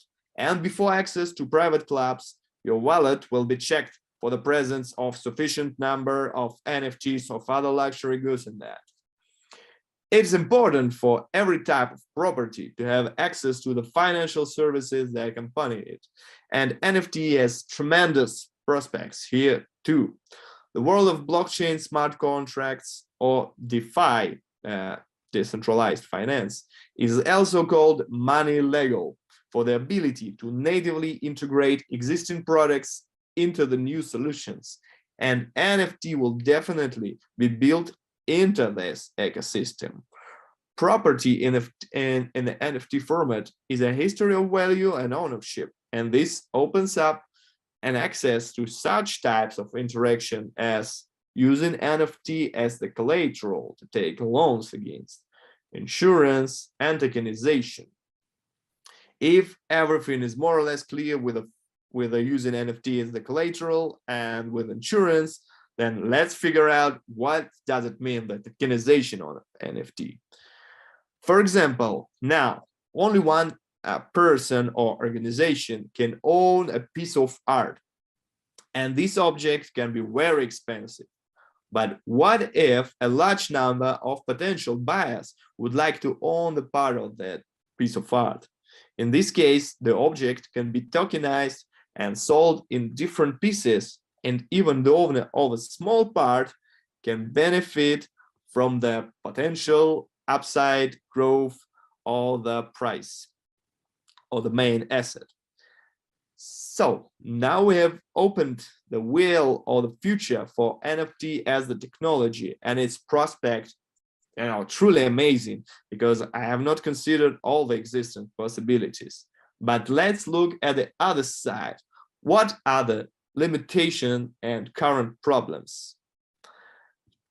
First one is hype cycle. An important, not technological, but psychological limitation is the entry to the market of NFT at the wrong time. Those who learn about the technology last has the risk of being at the very end of the hype cycle and unfortunately lose their funds because of the decrease of the value of the assets. The second one being a legal status. There is also a legal problem because the status of NFTs has not yet been defined by the law. This can rather be attributed to the temporary problems. And for an example of how the industry will be regulated, you don't need to go far. Just look at the regulation of the crypto market as a whole. Data storage. There is a problem with the decentralized storage of the large amount of data, because the more decentralized the protocol is, the more expensive and longer it contains the transaction. And this is particularly the reason for the high cost of the transaction in the currently most popular network, Ethereum. The fourth one is money laundering. By its nature, NFT can be used to launder money because there are no restrictions on pricing and money can be easily moved between different accounts. So the user can purchase from himself any object in the NFT format, and the funds received will be already more legalized for him. And also there is a so-called problem of the ecology. People often talk about the environmental problem regarding NFTs and cryptocurrencies in general, but this problem should be rather considered far-fetched, and the potential harm to the environment is exaggerated. Thank you very much for your time. You have seen my presentation and my vision of the exciting potential of the NFT technology in the future. See you soon. Bye-bye.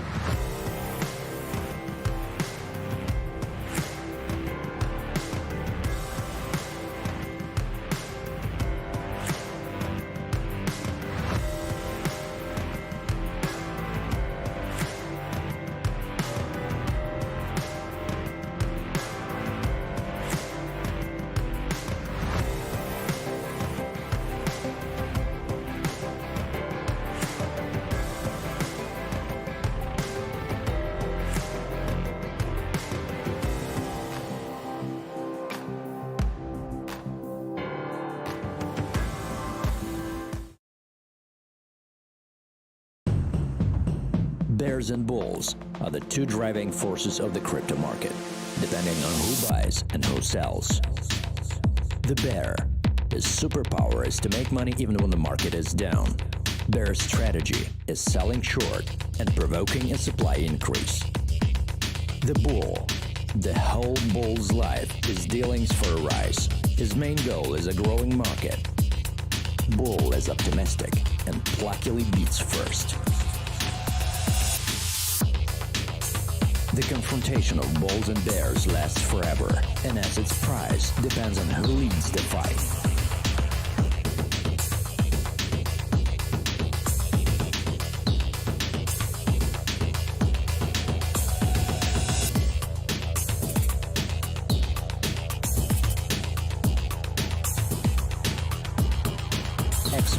Choose this strategy and make profit.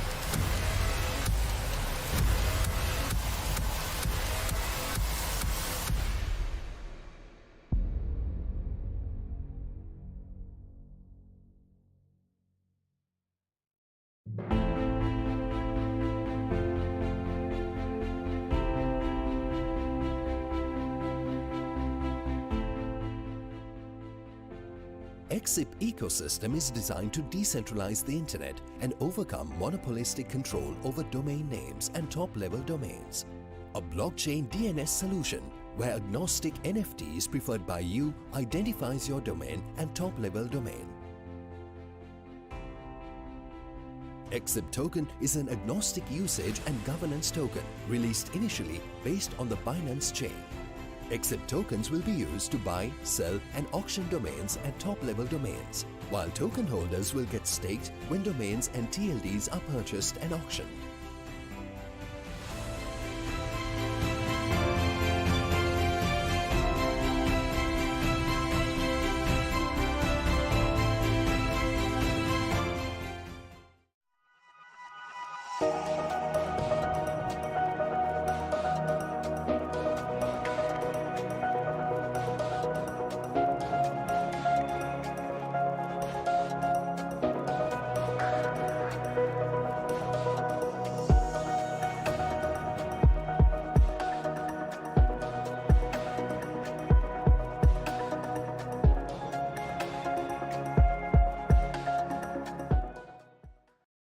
The next speaker is Steven Enamakel from MahaDao. MahaDao is the first DAO to implement its value wallet coin across multiple different layer 2 chains and leverage all of their features.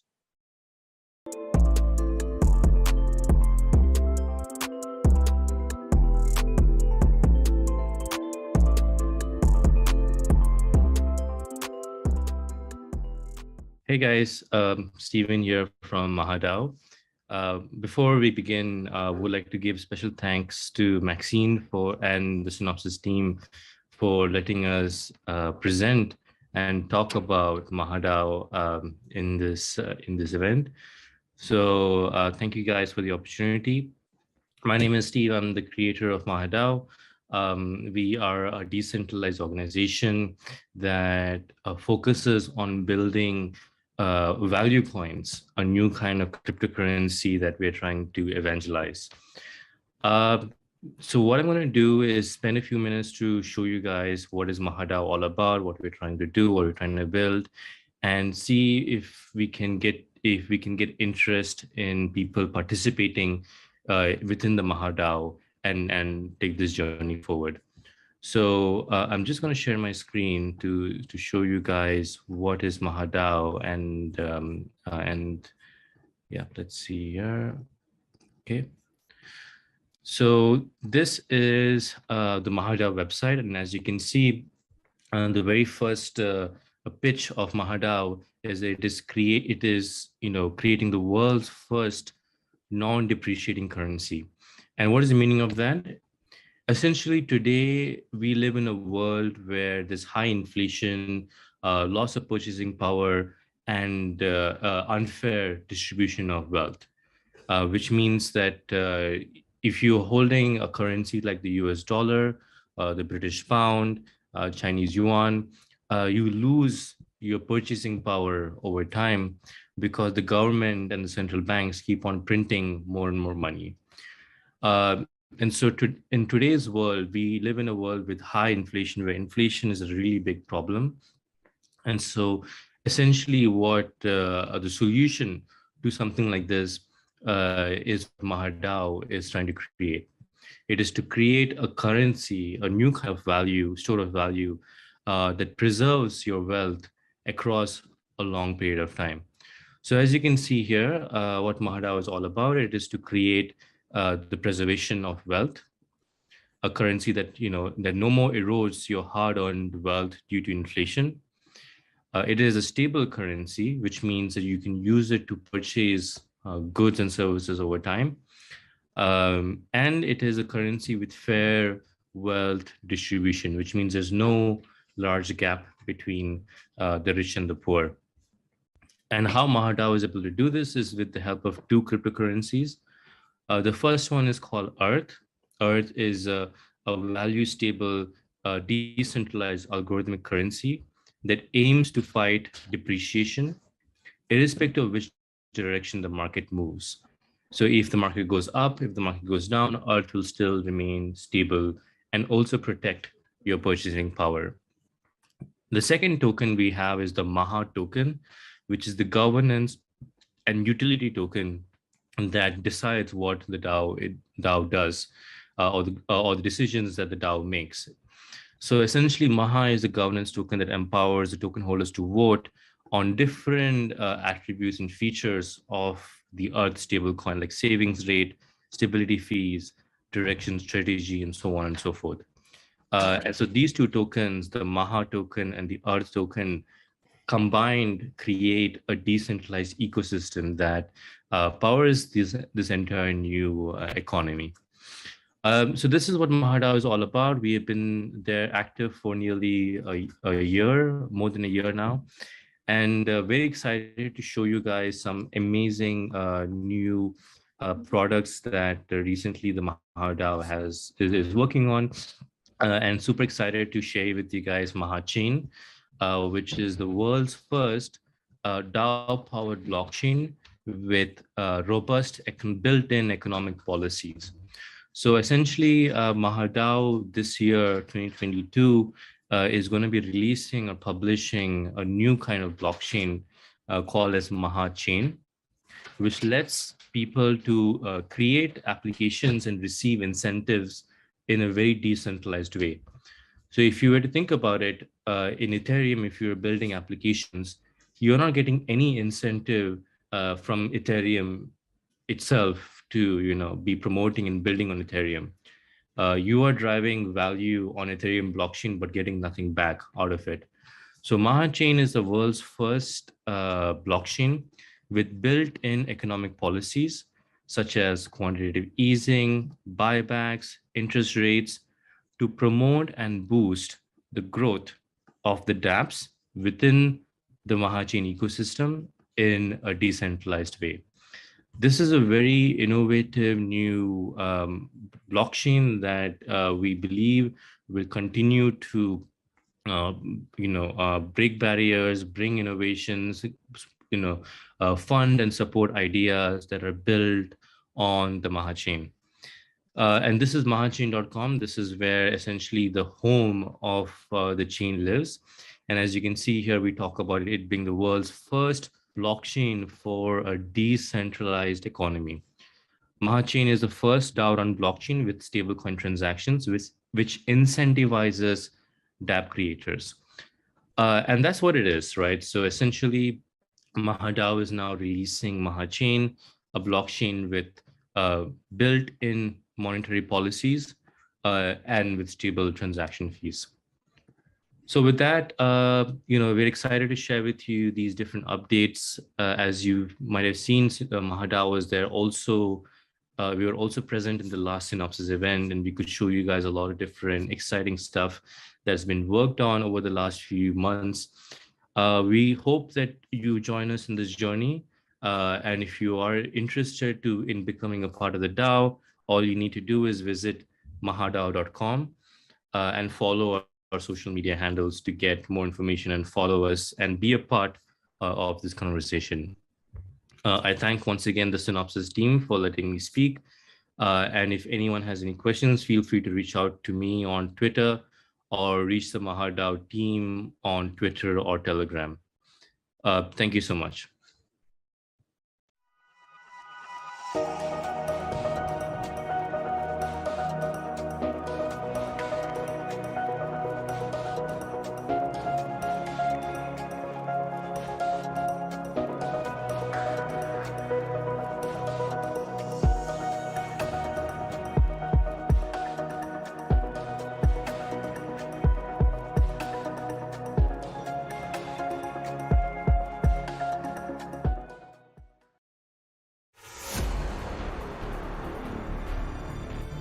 It is the year 2073. The cryptoverse is a war zone.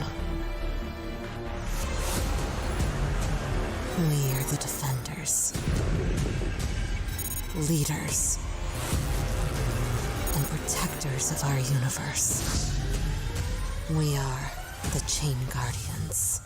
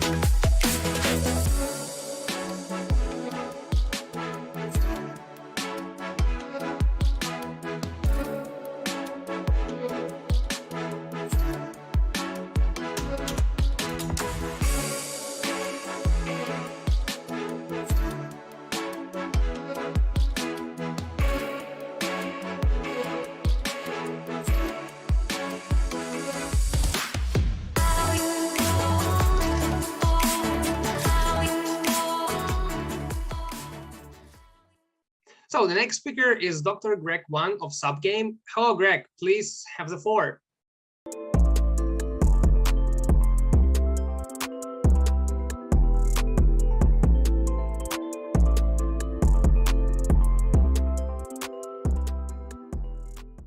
Now I am the CEO and Subgame. So I have the 4 years of the blockchain application managing experience, including the decentralized and centralized exchange, and decentralized finance and the blockchain game on EOS and Tron. So without a doubt, blockchain hot top for the 2022 must be the Polkadot, which is the blockchain designed to support multiple chains within a single network. The goal is that to allowing 100 times of the blockchain existing in isolation and have a little ability to communicate. As the crypto price hitting the historical high, decentralized finance booming out, public chain enter in the public view again. As we see application on Polkadot, such as the wallet, browser, infrastructure, Oracle, layer 2 stablecoin, DEX, derivative, and insurance, and so on. So it will be built to be a complete ecosystem. Meanwhile, with the ridiculous high cost of gas on Ethereum, this problem is becoming more apparent for blockchain application developer because of the increasing developer cost, so that most of the blockchain application developers start to search for other option. In the future, Akala on Polkadot will offer the payment solution to deal with the high cost of the trading fee. It will be offered a stablecoin AUSD as a trading fee for a cross-chain transaction. So Polkadot was created by the government in an attempt to design a more involved version of Ethereum, which would be interoperable with the existing independent isolated blockchain, such as Ethereum and Bitcoin. The Polkadot ecosystem is growing bigger because developer teams are realizing the advantage of such a flexible, effective, secure network. Polkadot include relay chain and pair chain. Relay chain unify multiple specialized chains into one highly scalable, interconnected network allows any blockchain to reach its full potential for any real-world scenario in preparation for a new decentralized economy. Subgame offered a module source code that allowed the developer to develop. Among the module source codes, the multiple module game engine played a major role since the game engine helped the game designer to bring character of the blockchain game to life. Substrate is also the framework for building the blockchain, an open source library of the ROS code that is maintained by Parity. If you build up the blockchain based on the substrate, it will be allowed you to be the parachain connect by Polkadot. Then the parachain are unable to parallelize the transaction processing and achieve scalability of the Polkadot system. We will announce the project developers schedule for the public and make sure to keep track of the developing progress. Until we realize our module source code, we will stop to invite the developer to join us. And welcome community try to use the blockchain application on Polkadot. Subgame build multiple applications through the complete technical architecture, including the game type module, payment module interface, communication feed developed, data on chain application. Until now, we currently focus on the game type module. Blockchain has grabbed the attention of the people again after the Bitcoin nears 1 trillion cap. Games, the common type of application for beginners to experience blockchain application, can attract the most users. Through experience gains on blockchain, we can let user go for the other type of blockchain application. Polkadot display the positive network effect to amplify the value of parachain and use best. So developer on Polkadot must follow the direction to amplify their user by the network effect. That's why we select the module source code as a topic to welcome more and more developers to develop their application to attract users as much as possible. Game engine plays a major role since the game engine helps the game developer to bring the character of the game to life. By helping in scenes, they provide the feature from the animation to artificial intelligence. So, but our game engine are quite different from the common game engine. We tend to focus on the module source code for a blockchain application. Common game engine bring the character about a game display, like the below that I mentioned, but the module source code for a blockchain application are related to the mechanism modules. For example, the exchange rate of the token on the Uniswap also be at the particular point lying on the resulting curve of the equation. X multiple Y is the equivalent of the K. This formula is important to understand as it determines the price or the exchange token. In the future, more and more blockchain applications need equation to support complex neutrino calculation, including resource distribution, exchange rate, and etc. In the future scope, we designed the Subgame multi-module using the platform and the Subgame crowdfunding platform. Developers need to list the module by staking SGB on the Subgame multiple modules using platform. How to list the developers rest SGB? They can announce their idea and scope via the Subgame crowdfunding platform. Supporters will have a comprehensive understanding of all of the idea behind the developer design, and then can donate SGB to those they want to support. So that developer who get the SGB can access the module authority from the Subgame multi-module leading the platform. Supporter also will previously experience that the application as long as developer release on mainnet. Absolutely, Token Pocket has reached a strategic cooperation with the Subgame and will be officially support the Subgame mainnet. According to the official source, Subgame has become the third Polkadot project to access the Polkadot access the Token Pocket after Polkadot and Kusama. User can link to the Subgame mainnet through the Token Pocket and can participate in Subgame-based DeFi and DApp in the future. This is also the first Polkadot ecological parachain to land on the Token Pocket. Besides that, Hackle, it called the Huobi Eco Chain, also support the SGB, which means that numerous applications on the Hackle can do the transaction with the SGB. Hackle is a decentralized and cost-efficient public chain that Ethereum developer can easily get started with the smart contract and seamlessly compatible. It allows the worldwide developer deploy their application into Hackle. SGB also will be the crucial partner for this Hackle developer.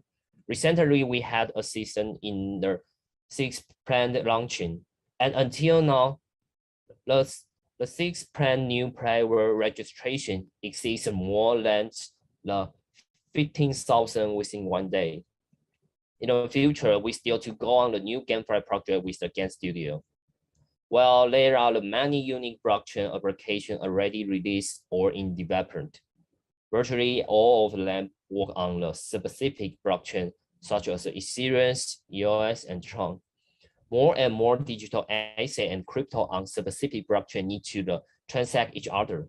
Bridge on the Polkadot can assist with the transaction with each individual blockchain. In the future, how to calculate the value of the different digital asset and crypto from the different blockchains. Our module source code will reach this part. Try to unify into the same unit in order to easily calculate the exchange rate between the asset and crypto. Oh, thanks for the audience to listen to my speaking. And if you have interesting to get more about information, you can to search on our official website, or you can to find our the Twitter, Medium, and WeChat. We still have the channel. We will be announcing the latest news. Okay, thank you, everyone. So the last but not least speaker of this day is Kiryl Lapski, the representative of Coffee Multichain. Kiryl, welcome.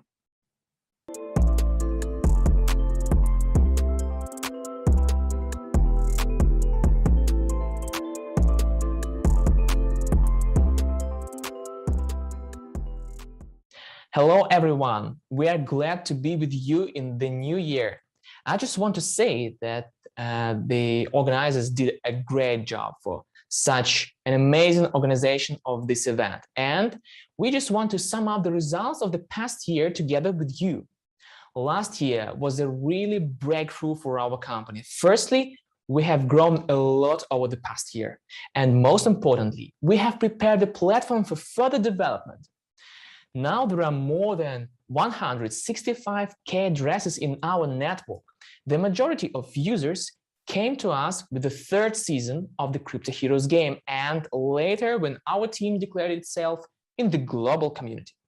Together with the users, investors came and invested more than $500,000 in the project. Together with our partners, we managed not only to update the network infrastructure, to refine its most important elements, such as inter-network bridges and history services. We have released a number of fundamentally new products, such as Coffee Mask Wallet with integrated Coffee DAX exchange.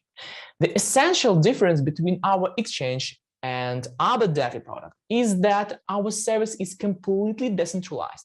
It has no services, consists of a smart contract on the network and a client application. The Coffee Mask wallet, in this case, is the client application of the exchange. Accordingly, the service does not have any centralized elements that regulators can exert pressure on. The wallet is available in source code on our GitHub account. Also, to the wallet release, together with our partner resources.com, we have prepared a new blog browser that works on our partner's website. We sincerely hope that it will be convenient for our users. We are constantly working on the paperwork of the project, and past year have been very productive for us. We have collected the main part of the documentation on the website wikicoffee.io, and we continue to work on it. This database will allow us to significantly increase the mass understanding and acceptance of the project, expand the project community, and of course, attract developers. For developers, we have prepared examples in JavaScript, Unreal Engine, and Unity, which are available on the website wiki.coffee.io. We also developed that DevCoffee.io, which is a convenient tool for assembling, developing, and deploying smart contracts in the Coffee network. Yes, these projects are still in the pre-release stage. We are still working on them. We're testing functionality and working on design and layout, but the release is coming soon, and we will launch them simultaneously as the external interface of the Coffee multi-chain infrastructure. All of the above products are only the surface part of the iceberg, and to prepare it for mass use, many other developers and services, including security tools, are hidden on the hood of the ecosystem. And this is not the end of the story. The next long-awaited novelty that will be launched this year is the 4th season of the Crypto Heroes game. This is a completely new development created on the basis of the best Unreal Engine 4. You will find an interesting game, high-quality graphics, a profitable economic model, and a large starting prize pool. We are waiting for all fans of crypto games for the long-awaited event, the start of the 4th season of the Crypto Heroes game on January 30. We are happy to announce this day at this event. On the first day of the game, all users will be gifted with precious gifts. And again, this is not everything for the day. The past year has been full of excellent developments. We are pleased to announce our company's plans to launch the world's first crypto shooter with real-time transaction, War DeFi, in the public testing with a prize fund of $5,000. This is a really cool action game that we have been looking forward to. We invite everyone who is tired of boring clickers, who wants to active actions, thrills, and a good income, of course. Follow the updates. We will announce the launch date in the near future. One of our blog products also kindly provided a full reward for a mining game that will be released in the near future. And of course, we keep up with the times. This year, we are launching the development of the VR metaverse, Noise VR, and a mobile version of Crypto Heroes based on the metaverse. Approximately the first versions will appear in 2025. We have already rebuilt the Unreal Engine 5 source code to prepare it for working with DLSS and NFTs in VR. Now, a little bit about the plans for current year. I'm sure it will be no less intense than the last one. And of course, we have postponed the launch of the random proof of stake consensus for 1 year due to the announcement of then Larimer and upcoming EOS hard fork. You know about it. And in general, theoretically, this does not concern our network in any way, does not affect our developments, but we want to maintain full compatibility of our smart contracts with EOS smart contract, which will allow us to significantly expand the audience of our project. And if the problems with the resources in the EOS network are solved, integrate the